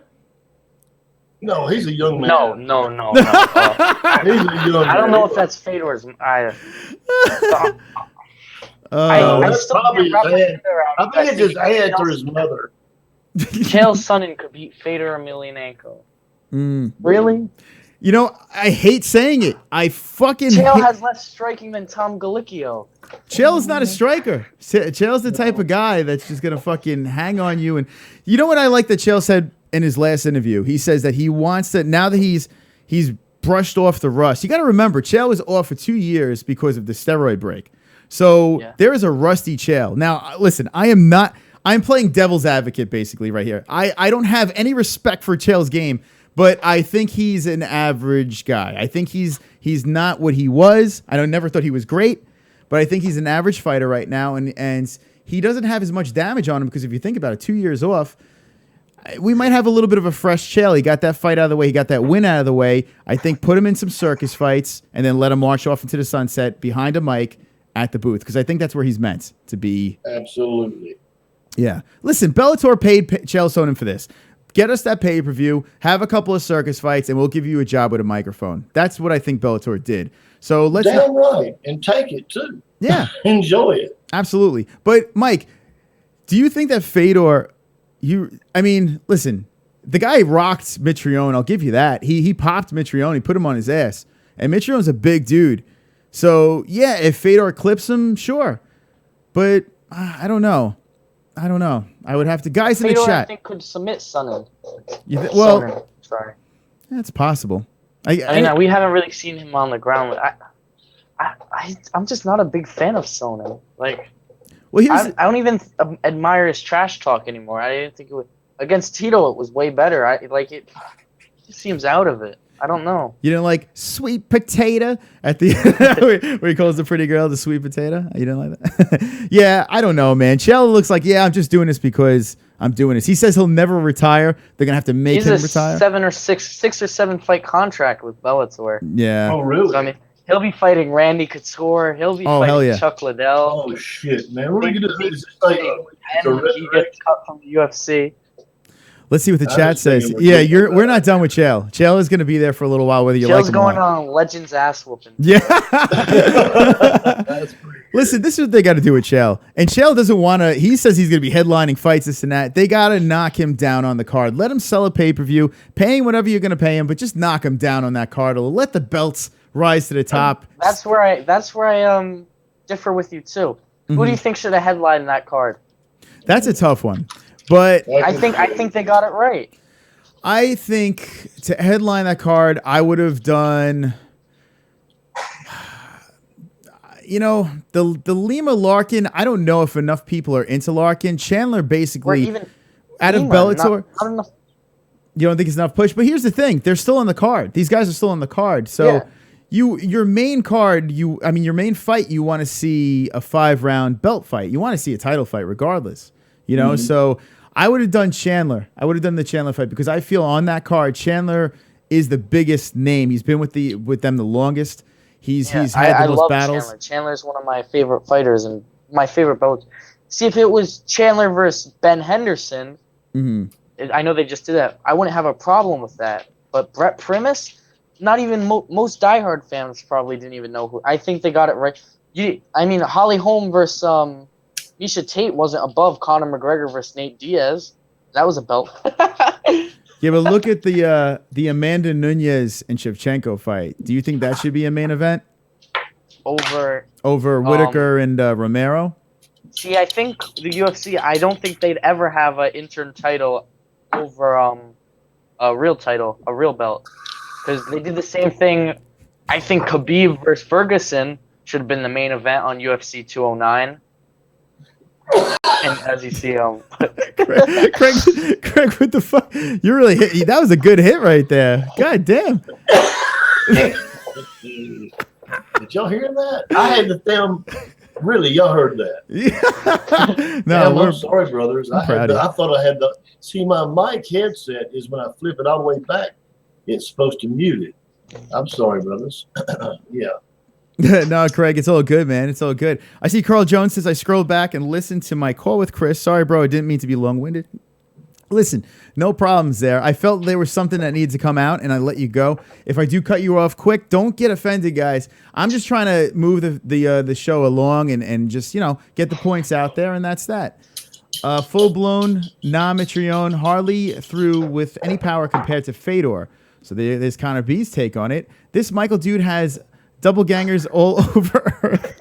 I've seen this dude in 5 states. No joke. Is this true, Mike? Is this true? I read the comment too. It made me laugh. I don't know. I'm going to go. Greg Lee is having a good time over there. That was good. No, I didn't get to see it. That was the first time I saw it. I'm going to go back a little bit. George Sampras says, Chael got caught twice like a bitch. Chael needs to soak OxyClean to remove that rust. Why Fedor needs a translator? Does he even talk? It's true. Fedor has no personality. I mean, I understand there's a language barrier. He just doesn't want to be bothered. I kind of like that. It's pretty funny. Fedor speaks English too, I'm pretty sure. He probably does. He doesn't give a fuck. Selectively. Yeah. Naughty George says, stop saying he's too old. He took a long time off. DVW says, Naughty George, hang him with the boys. Fedor got fucked up by a jab and couldn't recover. Shit rough, says Connor B. Naughty George says Connor B. He caught a full-blown cross, not a jab. Hell yeah, DVW. Let's see what else we got here. Chael can be the new Jim Carrey. What the fuck? Okay. It's good to have Jesus. Now, Craig, you had a little behind the scenes with Jesus. Did you hear Jesus' voice? Oh, no. Yeah, me and Jesus, we talked. And Jesus, he's a good brother. And let's say Jay Smooth is awesome. I'm saying that it was good.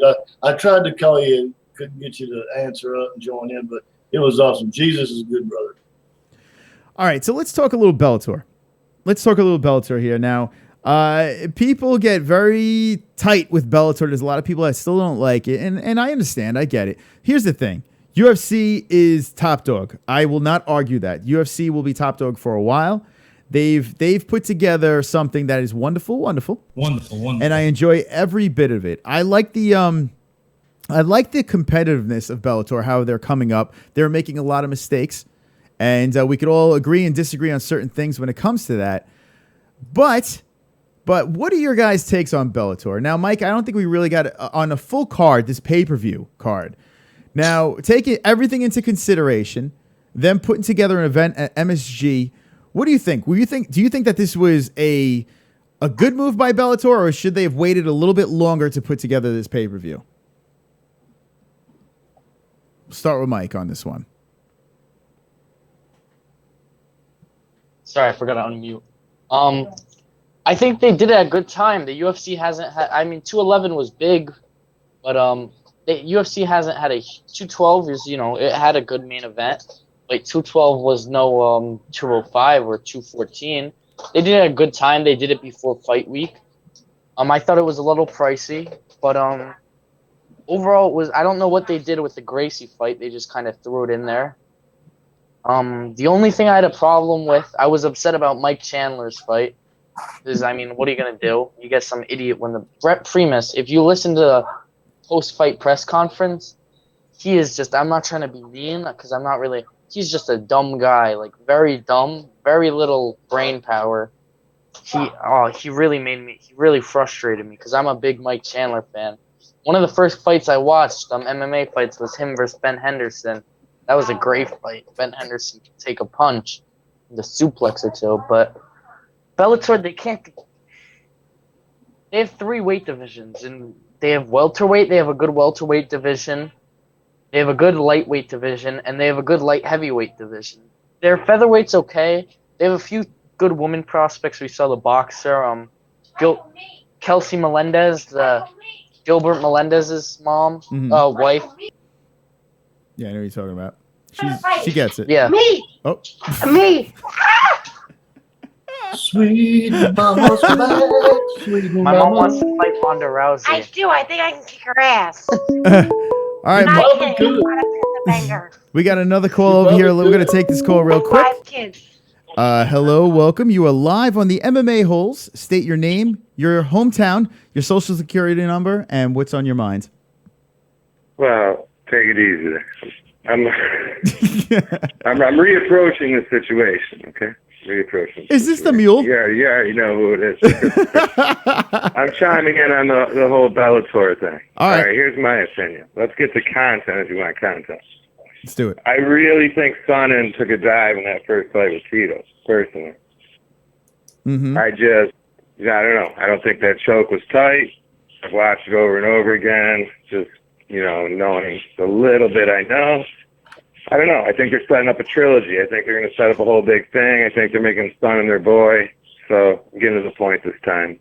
Give me some content. No, you know what, G-Man, I agree with you on that. When I saw that, I was up in arms. I argued about it with many of people. I thought that Chael Sonnen did take a dive, and I really didn't believe it. Just didn't seem, it didn't line up right. Then you have Big John McCarthy talking about it, and then people explaining it. And then you watch his last fight, and you watch his takedowns. They were much more fluent, smoother. I mean, I don't know. I mean, to me, I think they're kind of setting up something. And Chael Sonnen, if you ever listen to his podcast, I only listen to yours, but if you ever listen to his podcast, he'll be, he's the first type of guy that would take a dive. So yeah. I don't know. I wouldn't put it past them. I wouldn't put it past them. Giving you some mule content here, so I'm just not some drunken idiot. G-Man, we love you, man. We love you. You're good, G. I love you guys too, baby. All right, thank you for the call. All right, I'll make this short. I'll leave you guys alone, but hey, man, big fan. Awesome, thanks, G-Man. All right, so there you go. That was a good call right there. G-Man fucking spitting some knowledge. And oh, by the way, real quick, before we touch back on that, I see MMA Fight Hype is here. Now, MMA Fight Hype, MMA Fight Hype, I met them at the whole Luke Thomas thing. And I didn't get them on camera because they didn't want to be on camera. But cool guy, real cool guy. And he saw me being an idiot. I literally was a complete jackass at that event and causing a little bit of a scene. So, yeah, there he is. Look at that. That's pretty cool. And he brings up Michael Chandler, by the way. Michael Chandler, what do you guys think about this nerve thing? All right. Now, I fully believe he just sprained his ankle really bad at the time. When I think if anyone has had a very bad sprained ankle, it's almost impossible to walk. Almost impossible to walk. They immediately iced it. They took care of it. And it looked like it got a little bit better the next day. Well, he's able to walk out of the cage and this and that. What are you guys' thoughts on this injury? I mean, it would look real gruesome. Do you think that they made up this nerve thing to make it look a little bit better that they stopped the fight? We're going to start with Craig on this one. I know people would find it hard to believe that a sprained ankle was enough to stop a fight. But realistically, depending on how bad it was, it could be. But you're right, they had to throw in a little something special, you know, just to make it seem a little more worse. There could be some nerve damage or whatever. But, yeah, that's pretty much how I feel. Mike Fitz, what do you think on this? I have nerve damage sucks. I actually got it from wrestling. I have it in my left tricep, and I lost some feeling in it. But if you look at how he falls, right, he falls and then his ankle caves in. Mm-hmm. And then his whole, like, his bone hits the floor. So there was definitely some contact. So, and then Primus was kicking it. So I think the nerve damage, I don't know why they thought he broke his leg. You know how many people yelling at me saying his leg is broken, his leg is broken? Yeah, he went on aerial, the MMA, two things on the MMA. Let me just finish this. Let me say this real quick, Mike. I'll let you go ahead. I want to say this. What I was trying to say is, whether it's nerve damage or not, if you've ever rolled your ankle to the point that it's just rolled over and the ball of your ankle or something touches it, listen, that you can't do anything after that. But go ahead, Mike. Go ahead.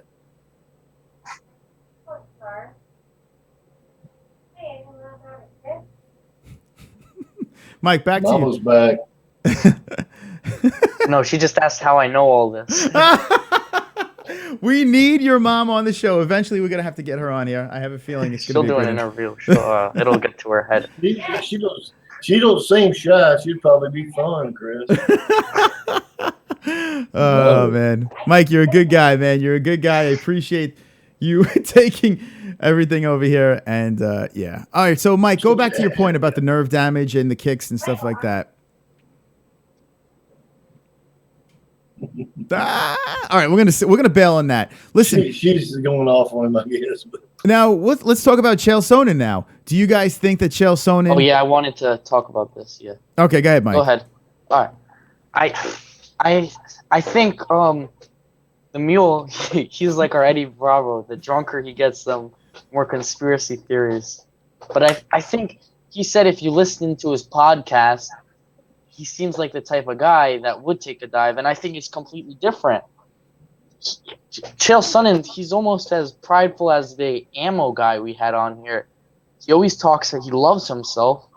Talks about I don't think he could do. I think he relies too much on his image with the public to take a dive, and I think that loss kind of hurt him. I think losing to someone like Tito, and I mean, if you heard the story about his dad is true. He promised his dad, and that's like, I mean, I'm not a huge Chael fan. I don't think he's that good. Mm-hmm. But I mean, he promised his dad he'd beat Tito Ortiz, and I can't see him taking a dive. I think he's too prideful to take a dive. It's funny. Originally, I was arguing. I'm like, this doesn't look right. This looks fake. The more time passed, the more times I've watched it, listening to John McCarthy. John McCarthy, I respect a lot. He's one of the refs that when he explains something after a fight happens, I'm like, you know what? This motherfucker knows better than anybody. So John McCarthy, I have a lot of respect for. So I don't think it was fake either after watching it, but you never know. I mean, we'll never know until Chael writes his book, which I'm sure he'll do down the road. DVW says, go back and watch the tape. First leg kick hurt him bad. He was grabbing his leg. I do need to watch it again. Pro244I says, it's on fuck it list, George. Carl Jones says, no, they're the same nerve in your ankle as your elbow in the ankle. The same as hitting your funny bone. So there you go. No, George is laughing. It's nerve damage, says Ann H. I rolled my shit, and it was just like Mike's crap. What the fuck? Couldn't stand mama moaning hard. Okay, let's go past that. The same thing happened to my ankle, and it's temporary. It lasts like 24 to 48 hours, says Carl Jones. So, yeah, listen, I think what we take out of this fight is this. There's no way that Michael Chandler was faking an injury or anything like that. He was legitly hurt, and he was a badass for, like, I think the best part of it was like, come on, motherfucker, keep kicking that shit. I'm here all day. You could try to chop my leg off. I'm going to keep coming. Kick that off. Oh, Yeah, man, I agree. dude, that was epic. Epic. If you're not a Michael Chandler fan, after that, how are you not? Still, that was he's a tough son of a bitch. Let's go back to the Benson and Henderson fight. Now, I didn't like that fight. I did not like that fight at all. Yeah, I didn't. And I watched it multiple times. I thought that should have won Fight of the Year. I voted for that. Wow. All right, we have another call over here. Let's see where we're going. We have another caller live in the MMA-Holes. State your name, your case, and welcome. All right. Okay, thanks for the call. They're gone. All right, so, hey, listen, if sometimes, the shit gets crossed up, if you want to call back, call back. If not, lick my balls. Lick my balls. All right. Hey, listen, for the most part, I think it's a success with the calls. I think it's running very nicely. Oh, yeah, perfect, man. doing real good. It's doing real good, brother. Let's talk about That's just part of YouTube, you said, okay. Yeah. All right, so Michael Chandler. All right, we're going to go there. Michael Chandler versus Henderson. Henderson fought once or twice before. Wait, when did this happen? This happened. Wasn't really. It happened in like November. Yeah, it wasn't long ago. But now I did a Fight Buddies for this, if I'm not mistaken. I'm almost positive I did a Fight Buddies for this. Yeah. And I was, you know what? The card sucked. So by the time we got to this fight, it went the distance. I mean, the slams were great by Chandler. I definitely think Chandler won. Benson Henderson, if I'm not mistaken, thought that he won the fight. I think he was complaining. He turned up at the end of the fight and he took a beating. Yeah. Chandler was pounding on him. I don't know. It was a split decision, and yeah. I wasn't big into MMA, but I was shocked. I thought it was clear that Chandler won the fight. I remember believing that Chandler won the fight. I do think it was a little close, but I do remember. I thought it sucked, to be honest. And I like those grinding fights and this and that, but they're really not. I don't know. I got to watch that again. Don't make me watch this again. Should I watch it again, chat room? Let me know. It wasn't a. It was a candidate for fight of the year. Was it really? All right, so it was really good. Yeah, it was really good. All right, so Connor B. That's what I like about the Fight Pass. They got a lot of stuff in their library. You can go back and watch, man. I will go back and watch it. If it sucks, I'm gonna hunt you down. Connor B. He's getting upset. Stop with the caps. Fight of the year. What the fuck? It wasn't me. Poop on the mat, says Raul Raz. Wonderful. Bootney says shit happens. It really does. Bootney, we need you to do a video on that. Now go subscribe to our friend Bootney Farnsworth, friend of the MMA-Holes, swole motherfucker. And I would love to see a Bootney video on that. Check him out. Check out his channel. He's awesome. Ian's here. What's up, Ian? Ian is fucking. Go to work. Jesus Christ! It's probably time to go to work for you, my friend. Damn, I didn't know Craig Lee was about 60. No, it's not. 55, baby. Craig Lee is Benjamin Button, for God's sakes. All right, right? Tell him, Craig. I'm all good and ready to go. I got 2 women that live with me, and I go to bed with them each night. I'm a lucky, blessed man. There you go. Pro244I says Craig Lee makes me want to start smoking weed again. Me too, actually. Me young, my brother, through a lot of stuff. You know what? I do too, Craig. I really do. I was at a barbecue the other day, and my sister-in-law comes up to me, and she's like, "Why are we not smoking weed?" And I'm like, "That's a great question." I think that every time I talk to Craig. I like her already. They want to go back to Poopgate. We spoke about it in the beginning. I could go back to Poopgate all night. I'll even put the picture up for you guys if you guys want Poopgate. We never got Mr. Fitz's. I like calling him Mr. Fitz. Mr. Fitz. It sounds like a James Bond villain or something like that. Mr. Fitz. That's it, Mr. Fitz. Poopgate. What did you think about this whole thing? What do you think, Poopgate? I mean, we've seen, of course, Yoel Romero shit his pants, but that was only she must have had something before the fight, some prune juice or something, because she let it all out there. I mean, it was not like a little spot. She really got. I mean, credit to her, Kish, for hanging in there. I thought Felice Herrig looked great, very really good. In her past 2 fights, she's looked good, very impressive. How about Felice Herrig turning it around? Everyone's saying she's in the right hand. She's not doing all the risque stuff anymore, and she looks great. She looks great in these fights. You're 100% right about this. Now, guys, real quick, in the description, I have my friend Kobe's Corner. We will be doing some collabs down the road, so check out Kobe's channel. Kobe just had her on. He had her on. Wait, was it today or yesterday? I don't even. Yeah, today. Was it today? Shit. Yes. God damn. Kobe had 2 fucking swole guests on today. My man gets some guests. I reach out to these people. They don't want any part of me. I can't understand why. But Kobe gets him. He nails him. So, yeah, we'll be collaborating, me and Kobe, down the road. But if you want to see the interview with Justine, she actually talks her way through the whole situation, you know, the embarrassment, what happened. And the coolest part about the interview was, like, afterwards, like, what did she do? When it was in her pants? Like, I think I would have went a little bit further because I'm an idiot, but that's why she's not on my show. So that's why she's not here. But still, like I said, I wish you could have got her, man. Yeah, I did DM her, and I'm surprised her DMs are open because she's got to be getting slammed with requests to be on the show. But you know, she looked talking to Kobe. She seemed pretty cool. I don't know, and she would, you know, might not. You know, she's a, you know, I don't know. I think she might be coaxed into it. Yeah, she really seemed like a good sport. It was clear that she was embarrassed about it. I mean, who wouldn't be embarrassed about something like that? And there's the shit on the floor. But hey, you know what? I look at it this way. It's a terrible situation. It must have been horrific for her when all the cameras are on her and she has a fucking pants full of shit walking out, and Ian says shitty vagina. She must have had it right up in that crack.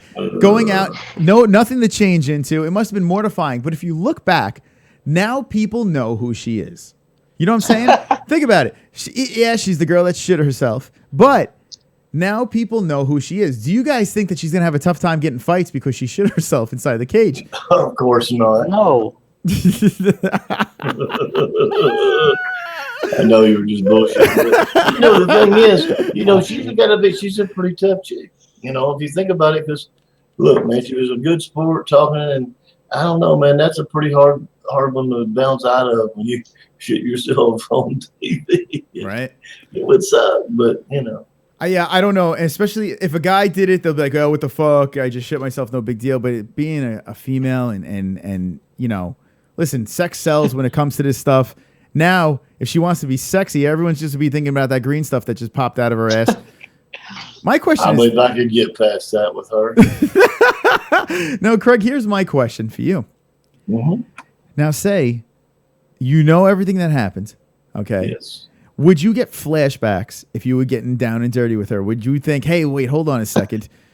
Like, would it appear in your mind at all? Say if you're getting frisky with this girl, you're about to get busy. Would it ever, like me, because I'm a fucking nut job, I know for a fact that I would go down on her, and cover your ears, Michael. I would go down on her, and I would think I'm smelling it. Like, it would come into my head like I'm smelling the shit because I'm a lunatic. It wouldn't bother you at all. Brother, man, listen. Here's the deal. Everybody poops. Everybody has certain funky things about them. Bathe her up, dry her off sweetly, and don't use the towel. You blow dry people with a hair dryer. Here's a mistake a lot of people make. I'm going to just throw this in as a public service announcement, my brother. If you ever get up and bathe up and get a shower with your woman because you fix to get really busy and have some fun, and you can't just dry off with a towel because you hop in bed, your skin sticks to each other. The whole thing sucks. You got to be completely air dried. Then go do your thing. But to answer your question, wash her up, and away I go. There you go. Now that's some good advice by the Craig Lee over there. Mike, what do you think about this? What do you think about this situation? Oh God! Oh, I just see the youngster. Okay, we better change the topic real quick. No, listen. How old are you again, Mike? 16, 17. Well, I see his sister over there. How old are you, Mike? 16 or 17, brother? Sorry, I keep forgetting I'm 16. About to turn 16. Okay, he can watch PG. What is it? PG-13, right? And so all that's in those PG-13 movies, we're perfectly clear. He knows it by coming in here, and so you're not any kind of liability. I mean, my family's crazy. You saw, they're crazy. I'm used to it. But Chris, one thing I wanted to bring up quickly.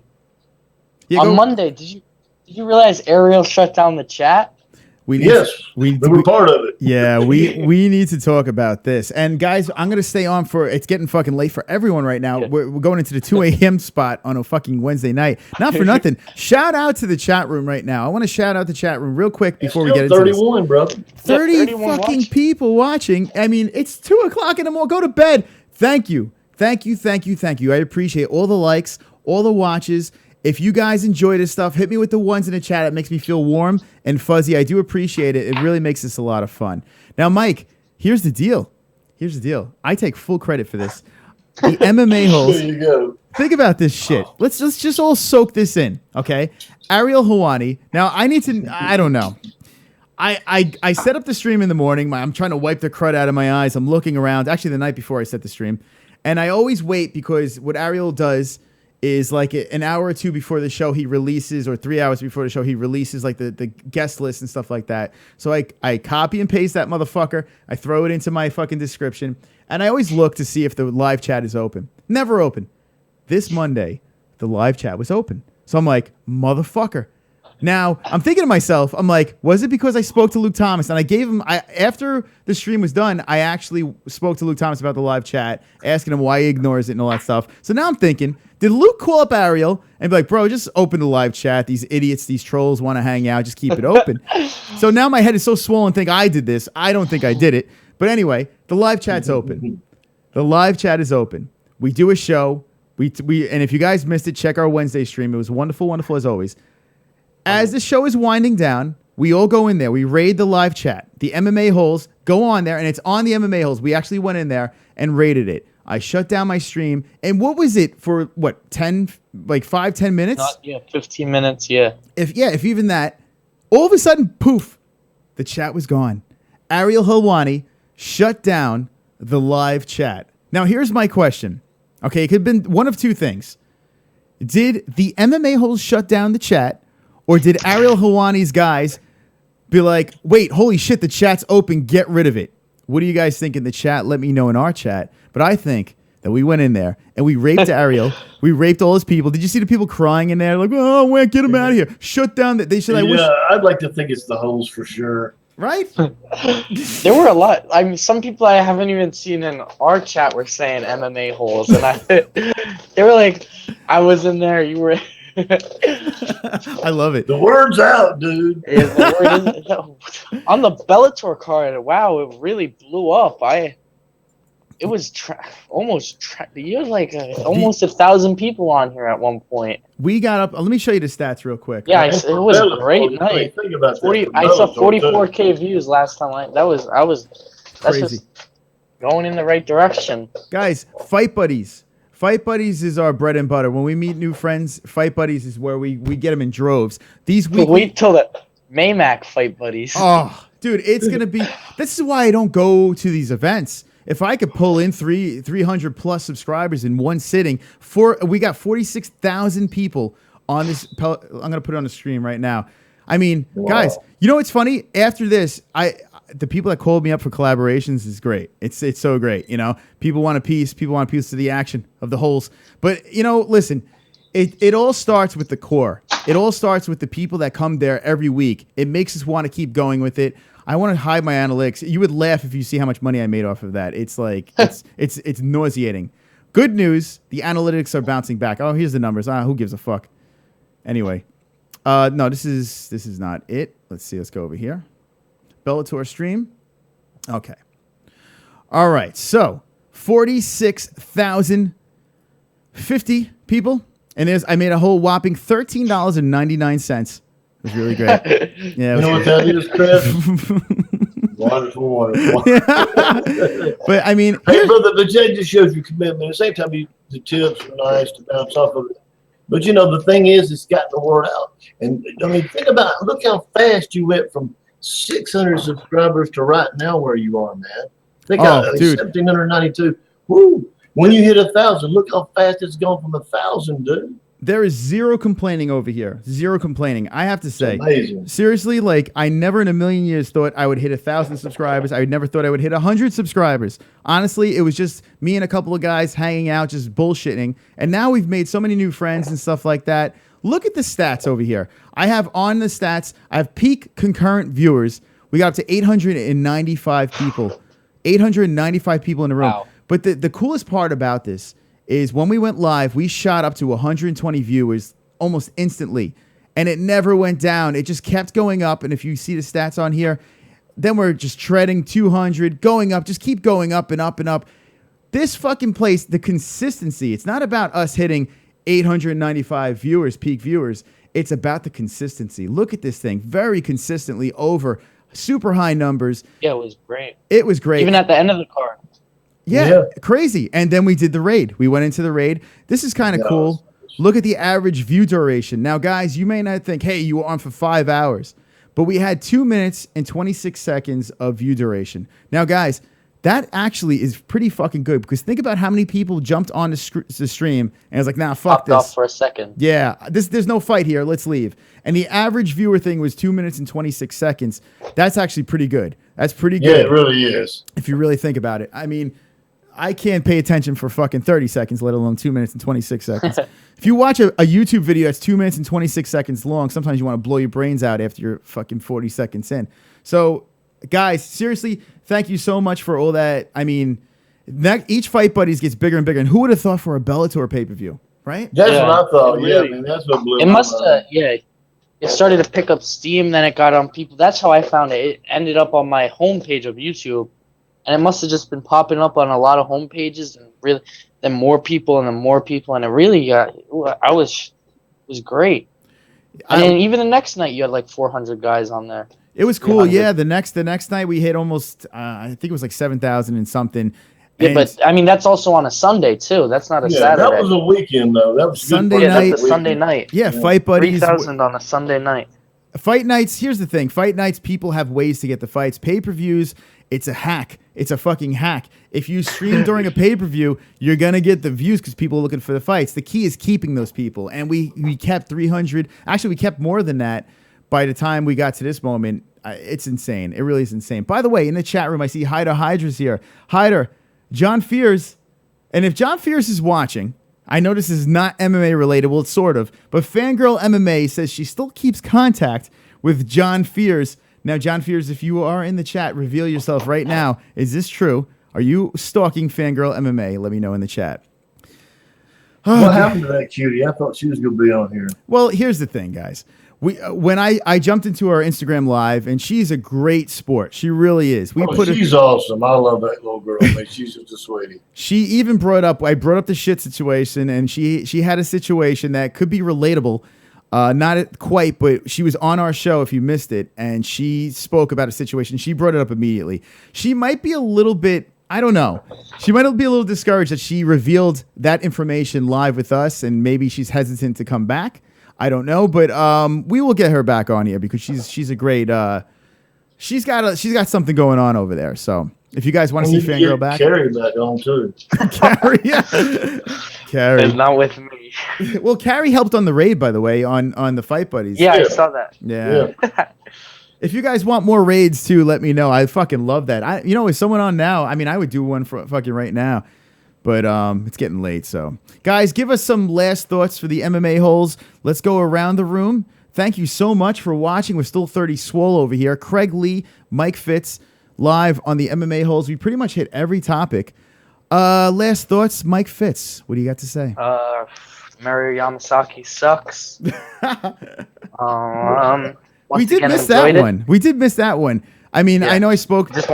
I was so pissed. I hate Kevin Lee. He's awful. Hate him. One of the worst fighters. My least favorite fighters. Kevin Lee I want to see Ally Quinn knock out his teeth. He does have a shtick. I don't hate him as much as everyone else. I didn't like him in the beginning, and he kind of grew on me. And then after, with the whole Tony Ferguson thing, it was a little weird. But Tony Ferguson's the worst trash talker ever. He's so good. Him and Tito Ortiz squeezing apple juices.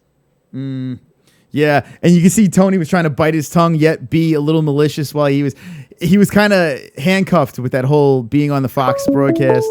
Look at this. Oh, Chris, you got a last minute one, game, baby. Okay, last calls on the MMA Holes. Let's see what we got. You are live on the MMA Holes. State your name and state your case. Oh, fuck me in the ass. Here, let's try this again. You are live on the MMA Holes. State your name, your town, and your social security number. What's up, Chris? It's Carl again. Carl, what's going on, my friend? Real quick. What's up, my friend? Well, the whole thing about Mario Yamasaki, he made the right call, you guys.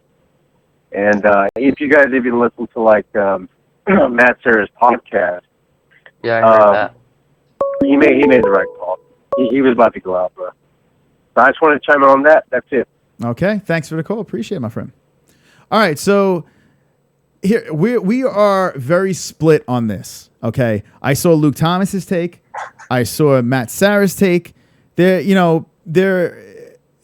reputable guys that say it was a good stoppage. Luke Thomas is weird. He flip-flops a lot with it. I am not going to flip-flop. I think it sucked. I understand the ref is in a tough situation.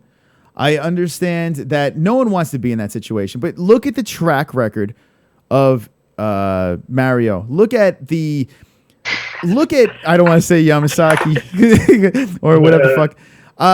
But look at Michael Chies's track record. He's been in these situations. Now, listen, you don't want a guy to get choked out and fall asleep and pass out and stuff like that. You want to catch it before that. I get it. But at least let his arms go a limp. I understand they were shaking. He might have been right there, but give him that opportunity. That is just how I feel about it. Mike, let's get your feelings and Craig's as well. Yeah, sorry. I put a picture of the MMA Holes on Instagram, and a lot of people are texting me about it. Oh, get out of here. Snapchat, I mean. Awesome. But I thought people are saying he was about to go out, right? But he wasn't out. If a punch is coming to knock you out, do they stop it before the punch comes? Like, let him fight. If he has a way to escape. It's not like TKO where he has no means of defending himself and the ref is his last line of defense. He can choose to tap. He wasn't going to tap to Kevin Lee. He was, I can't say if he was about to go out. I wouldn't. But he looked conscious, in my opinion. But I don't have a professional opinion, of course. But I think if he's going to tap, give him that chance. He's choosing if, on his own accord, it's not like he's helpless. It's not like he can't knowledgeably defend himself. He can tap. Mm-hmm. But, you can tell his arms are in the air. They're not limp. It's not like they didn't fall down to his side. Yeah. I think, I'm not going to lie.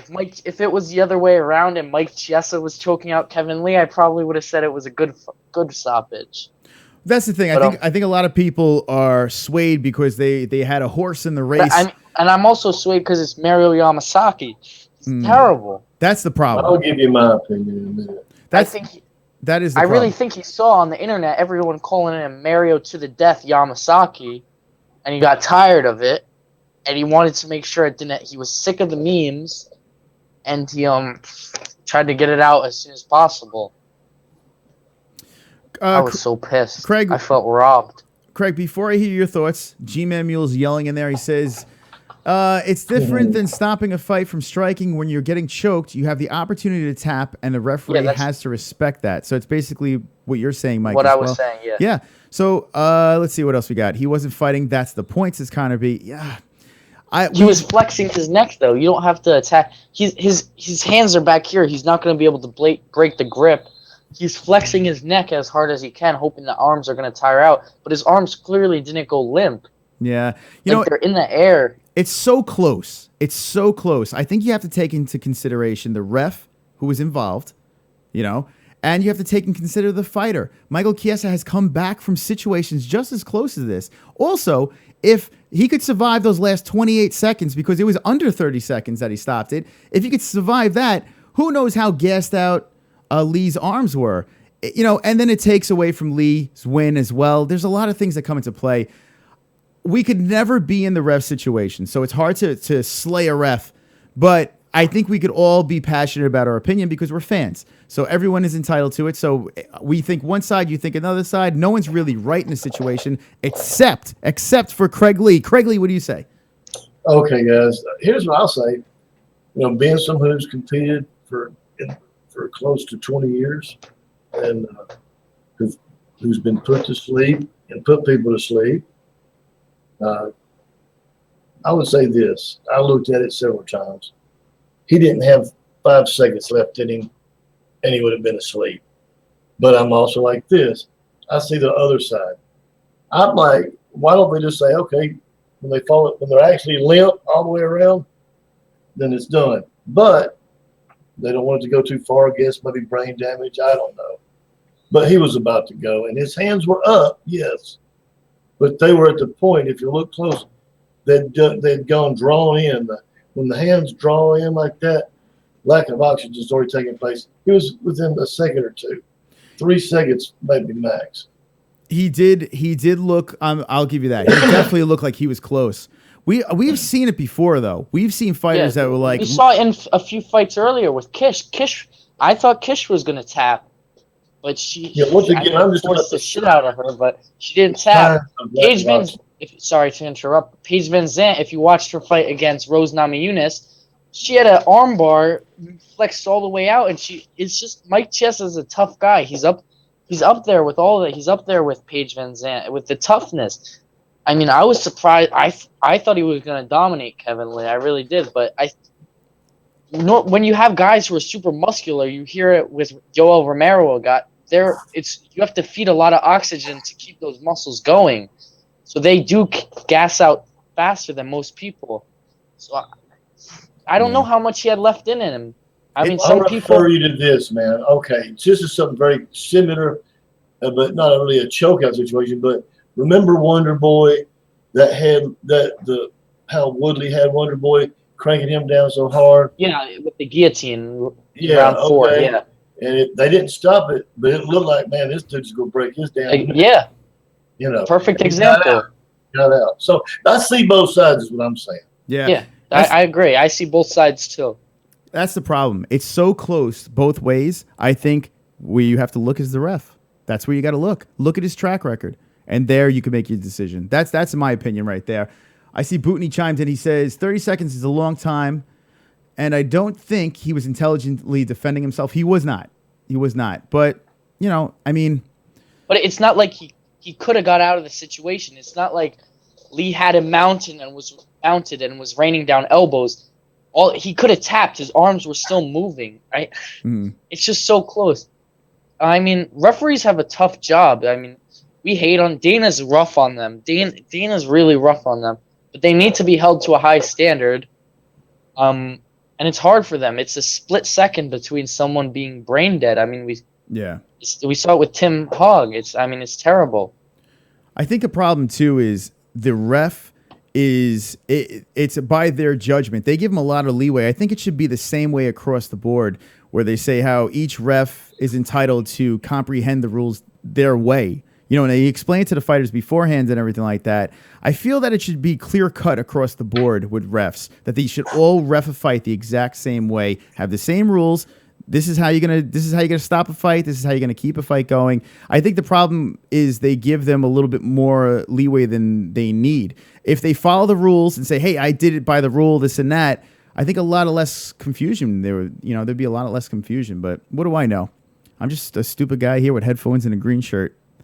Connor B says Lee had full control of Chiesa, body and neck. No disputing that. Yeah, there's no disputing that, but there's also no disputing that you don't know for sure that Chiesa could have escaped. You never know. And Mario Yamasaki robbed him of the opportunity to escape. Yeah. Here's the real question, Chris. Do you think they're going to try to get rid of him? Yamasaki? Well, hey, listen. Yeah. Now, here's something else. It was funny as hell watching Dana White on Instagram. I laughed very hard because you knew he was going to say something fucking stupid. But here's the thing. You're the president. I mean, come on, Dana White. He really.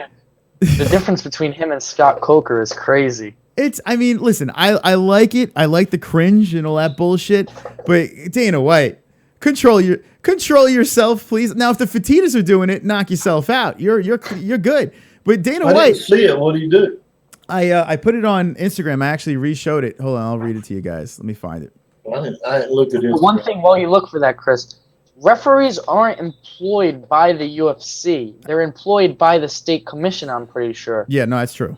Yeah, so he would have to. Dana White could ban him from UFC events, right? Or blacklist him. Well, that's what he did with Dan Murgliata, and Murgliata is the one he was referencing in his Instagram. I mean, his Instagram post was hilarious. No, I'm pretty sure. Yeah, here we go. Dana's great. I don't know why Dana hasn't really been going to a lot of the fights recently. I've noticed. I mean, like, but don't you think that Big John McCarthy's employed by the UFC? He's been with them forever, man.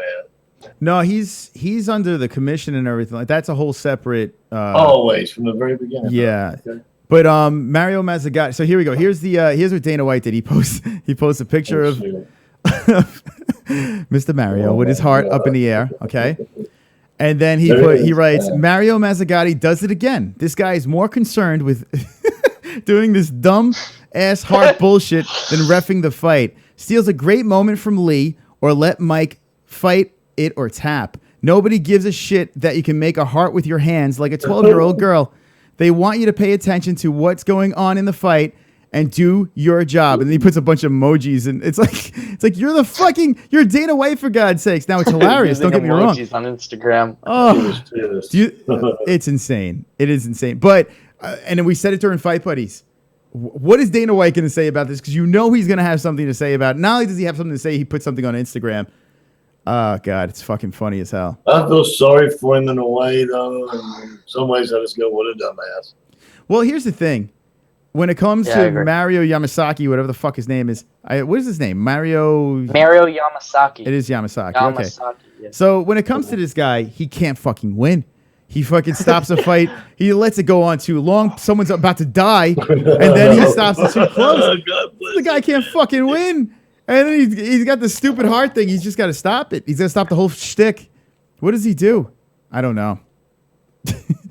Bootney says, so many gray areas never will be clear cut on situations like that. There you go. We could argue till we're blue in the face. There's no right answer. That's the problem. There is no right answer, and he's not going to get in trouble for it because he really technically didn't do anything wrong. He can't get in trouble for it. No. When are him and Bruce Buffer still lovers? Yeah, I think that's a fact. I'm pretty sure it's a fact. That's what I heard. Wonderful. Connor B says that's why he's the best promoter in the biz. Listen, just call him Mario Mazzagatti. I don't hate Dana White. I never did hate Dana White. Is he people say he's a liar and this and that, but he's a promoter. That's his job. His job is to flip-flop and get people to pay for pay-per-views, get asses in the seats. She does. It's his job. So I don't hate the player. I hate the game. Anyway. All right. We look at this. Who called in and fucked this all up? Whoever did that. How dare you? We were about to wrap up the show and look what happened. G-Mule again, wasn't it? Was that fucking G-Mule? No, it was I can't remember. Cool. Anyway. Someone. Well, thank you for the calls. Thank you for calling in. And guys, last thoughts. We're gonna do this. I promise this is it. Mike Fitz, go for it. Last final thoughts. Yeah, great night again. Successful. Shout out Sarah and Emily for turning in. Two of my friends came on and watched. Oh yeah, who is that? I noticed. I don't even fucking know. Someone jumped on. Emily, thanks, baby. Mike, juggling two women. Good for you. Good. Okay, keep going. But yeah, looking forward to the fights 214, and I want to see Justin Gaethje fight. I'm excited for that. That's versus Michael Johnson. I think I like Gaethje. Gaethje is a little sick in the head. Yeah, and Michael Johnson eats his shit whole. So. Yeah, that is going to be fireworks. There's no doubt about it. Next week's fight week, we're going to divulge into that stuff. So we didn't ignore it. We're going to be talking heavily about that next week. It's going to be a great fight, for sure. But great time as always. All right, Mike, thank you. All right, there it is, Mike Fitz and Craig Lee. Any last words for the MMA Holes? Just a wonderful night again, man. It's always great to hang with the Holes. Always great to see Brother Fitz. And, of course, now his lovely mother. She is really pretty. And it was great to have Marlynn in here. She's always a treat and very knowledgeable. And it's just, we got a whole crew. I was reading a lot of the chat. So funny tonight. A lot of craziness. All the people that called in were good. Hey, man, what can I say? It's been a great night to hang with the Holes. What do we got going on the rest of the weekend, Chris? Anything with the Holes? Well, all right. So today's Wednesday, Thursday. You never know. I might pop in on those random phone streams because I can't get enough of you Fooks. Friday, it's a toss-up. I'll either do a random night or I'll go over to Triton Fights. They have an event this Friday in Long Island, New York. They actually put together a really, really good event over there. So, and they got some killers. So Carrie, who was on with us in the girls' corner, well, Ann H wants to call in. All right, I'll open it up for Ann H. We need to get her on. Cool. But what's it called? Triton Fights. I might go over there. I'm going to try to talk to Carrie and see what the deal with that is. It's not that far from me, so maybe I'll cover that if you guys would like to see that little local MMA action. Where when I go to these things, something stupid's going to happen. So it's inevitable. I'm going to do something really dumb. So maybe I'll do that. I don't know. I'll keep you guys posted, but stay tuned. Make sure that bell next to the subscribe button is clicked so you get the notifications. All right, Craigley. Thank you so much. Brother, loved everybody in the chat and love you, brother, man. All right. So there he is, Craig Lee, live with the MMA-Holes, hanging with the boys. Who the fuck is that guy? That's Craig Lee. Stop it, Connor. Hanging with the boys. All right. So, and I left the phone open again. So if you do want to call back in, you could call in and be the last caller of the night. I think the phones are kind of cool. I'm digging it. I'm digging the phones, man. If you like the phones, hit me with the ones. It gets you in, it gets you out, and I think it's a cool addition to the show. Speak of the devil, we have a phone call. We have a guest. Welcome to the MMA-Holes Live. State your name and your case. Ann H. Oh, Ann H. Ann H. live on the MMA-Holes. This is exciting. Ann, welcome to the show. Thanks. Now, Ann, I have to say, you might be one of the most knowledgeable MMA holes in that chat. I see what you're writing in there. I see your picks. I see your breakdowns and predictions. Where did you get all of this knowledge?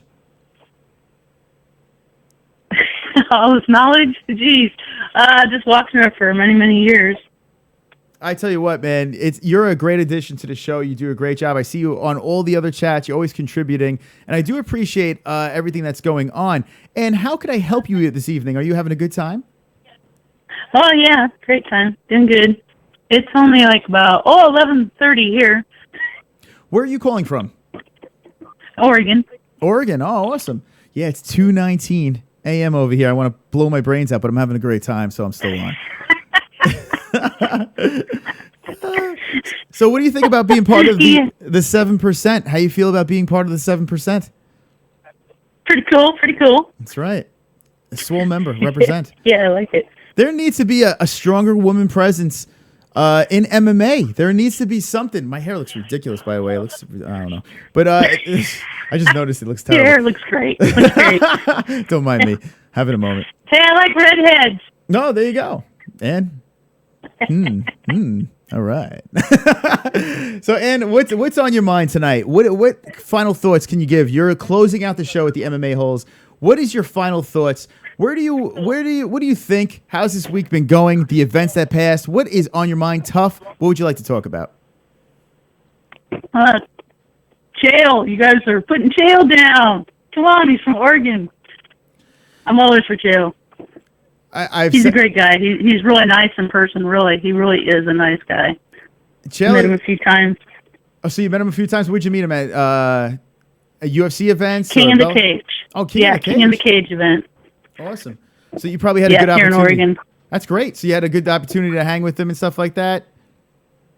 Yeah, I got a little talking, a little bit. Got a picture with them and autograph. Real fast autograph. Who is your favorite fighter in the UFC right now? I know the answer, but do the MMA-Holes know the answer? Cowboy Cerrone. Wonderful. I tell you what, you must be devastated by him pulling out. Oh, not pulling out. I mean, he doesn't really pull out of any cards, but he must be seriously hurt to not fight in this card. Yeah, kind of sucks. I was upset, but hopefully he's going to be better. Well, what do you think of his chances against Robbie Lawler? Hopefully they'll eventually link up. I think he has a good chance. I think it's going to be a good fight. That's for sure. They're both going to go for it, that's for sure. Of course, I'm for Cowboy no matter what, so. Well, listen, there's going to be a lot more of this phone calling in. I'm going to keep that number up when I go live. We're going to have you guys be able to chime in with some last-minute thoughts and stuff like that if you got anything you want to get off your chest. So I'm glad that you called in. Any last words to the MMA Holes?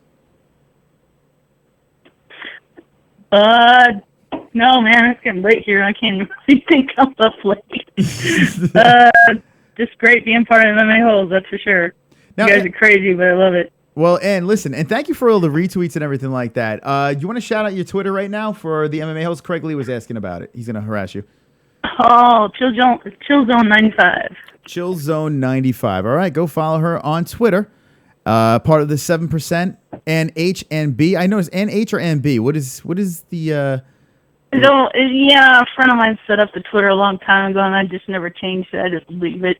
Okay, fair enough. So, yeah. Well, Ann, thank you so much for the call. Have a great night, and looking forward to see you in the future. All right. Thanks a lot. All right. There we go. All right, guys, in the chat, let me know. Do you want the phone lines to stay open? Do you enjoy the phone lines as a part of the show?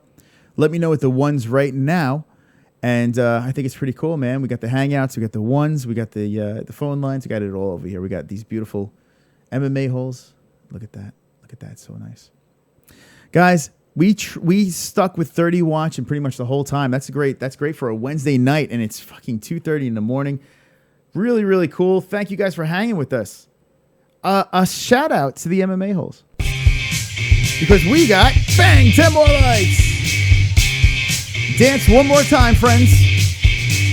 I've got 10 more likes. I've got 10 more likes. I've got 10 more likes. Fuck you, dislikes. I've got 10 more likes. I've got 10 more likes. I've got 10 more likes. I hope the dislikes die of AIDS. There you go. The 10 likes dance by Diaper John is wonderful, wonderful. Guys, do me a favor. Share this video. I know you guys like the hell of it. It really means a lot to me that you fill up this swole tip jar over here. It is wonderful, wonderful. I appreciate all the thumbs ups. Keep sharing these videos. When you see it live, hit that share button. Spread it out on your social media. Spread the word of the MMA Holes. It is really a lot of fun hanging with you guys. I have a great time hanging with you guys, hanging with the boys. Hanging with the boys. And the 7%. And the 7%. It's a great time hanging with you guys. There is nothing better. There's no better place to be. We're going to keep growing this channel. Fight Buddies, we're going to do it twice next week. 2 Fight Buddies. I don't know if I could handle it. We're also going to be doing our weekly shows as well. This Friday, I'll let you know. Definitely follow, bang, at the MMA Holes Facebook, Twitter, and Instagram for outside news of the show. This is where you could contact me and harass me and DM me and do all that fun stuff and give me ideas because ideas because I hear you guys, I listen to you guys, and if you guys bring something to the show, something pops into your head that you think would be a good addition, I'm all ears. I welcome all thoughts. I can't tell you how many people fucking criticize the show behind closed doors and stuff like that, but it is what it is. I welcome all comments, and I appreciate all comments. Thank you guys for watching. Last thoughts, get them out right now. Oh my God, I sounded funny. You sounded sexy and swole, Ann, and you sounded wonderful, wonderful. Wonderful, wonderful. Take care, Ann. Chill Zone. Christopher, showing favoritism for the 7%, but it's understandable, period. Hey, listen, we got to get the ladies on a little bit longer because if they could hang out as long as they do in this unruly chat room, well, they get a little leeway. Later, Ann, I'm so drunk. You always are drunk, Nightbot. Wonderful, wonderful. Okay. One, and the obviously the G-Man does. I need to come back in on another night. G-Man, definitely. Come back as many times as you want. We'll definitely get you in on a Hangouts because you're hanging with the boys. Hanging with the boys. And H says, wonderful, wonderful. Wonderful. Clint Eastwood says, I want Joanna to punch me in the face. All right, good. Wonderful, wonderful. Spell you're out. Fun hanging with you guys. And Claudia to choke me. All right, there you go. Clint Eastwood is all into that. It sounds wonderful, wonderful. Wonderful, wonderful. All right, what else we got in here? Have a good one, Holes Pro 2. You too. And H, Chill Zone. There it is at Chill Zone 95. Thanks, Craig Lee. Craig, okay. So everyone's saying good night. It was fun. Thank you so much. All right, guys. Great night. Great fun. We went so long. We went so swole. I had so much fun hanging with you guys. We talked about everything. We went all over the world. And we always have a great time. Guys, if you have a good time, we'll keep coming back. Keep liking these things, sharing all that bullshit. Keep the conversations going, too. When this stream shuts down, the comments go up. I check all your comments, and it is wonderful, wonderful. Friday, I will be on. We'll figure out a way if I'm covering Triton fights or if I'm doing a random night. We'll find out. We'll see. Guys, always remember, don't be an a-hole. Be an MMA-hole.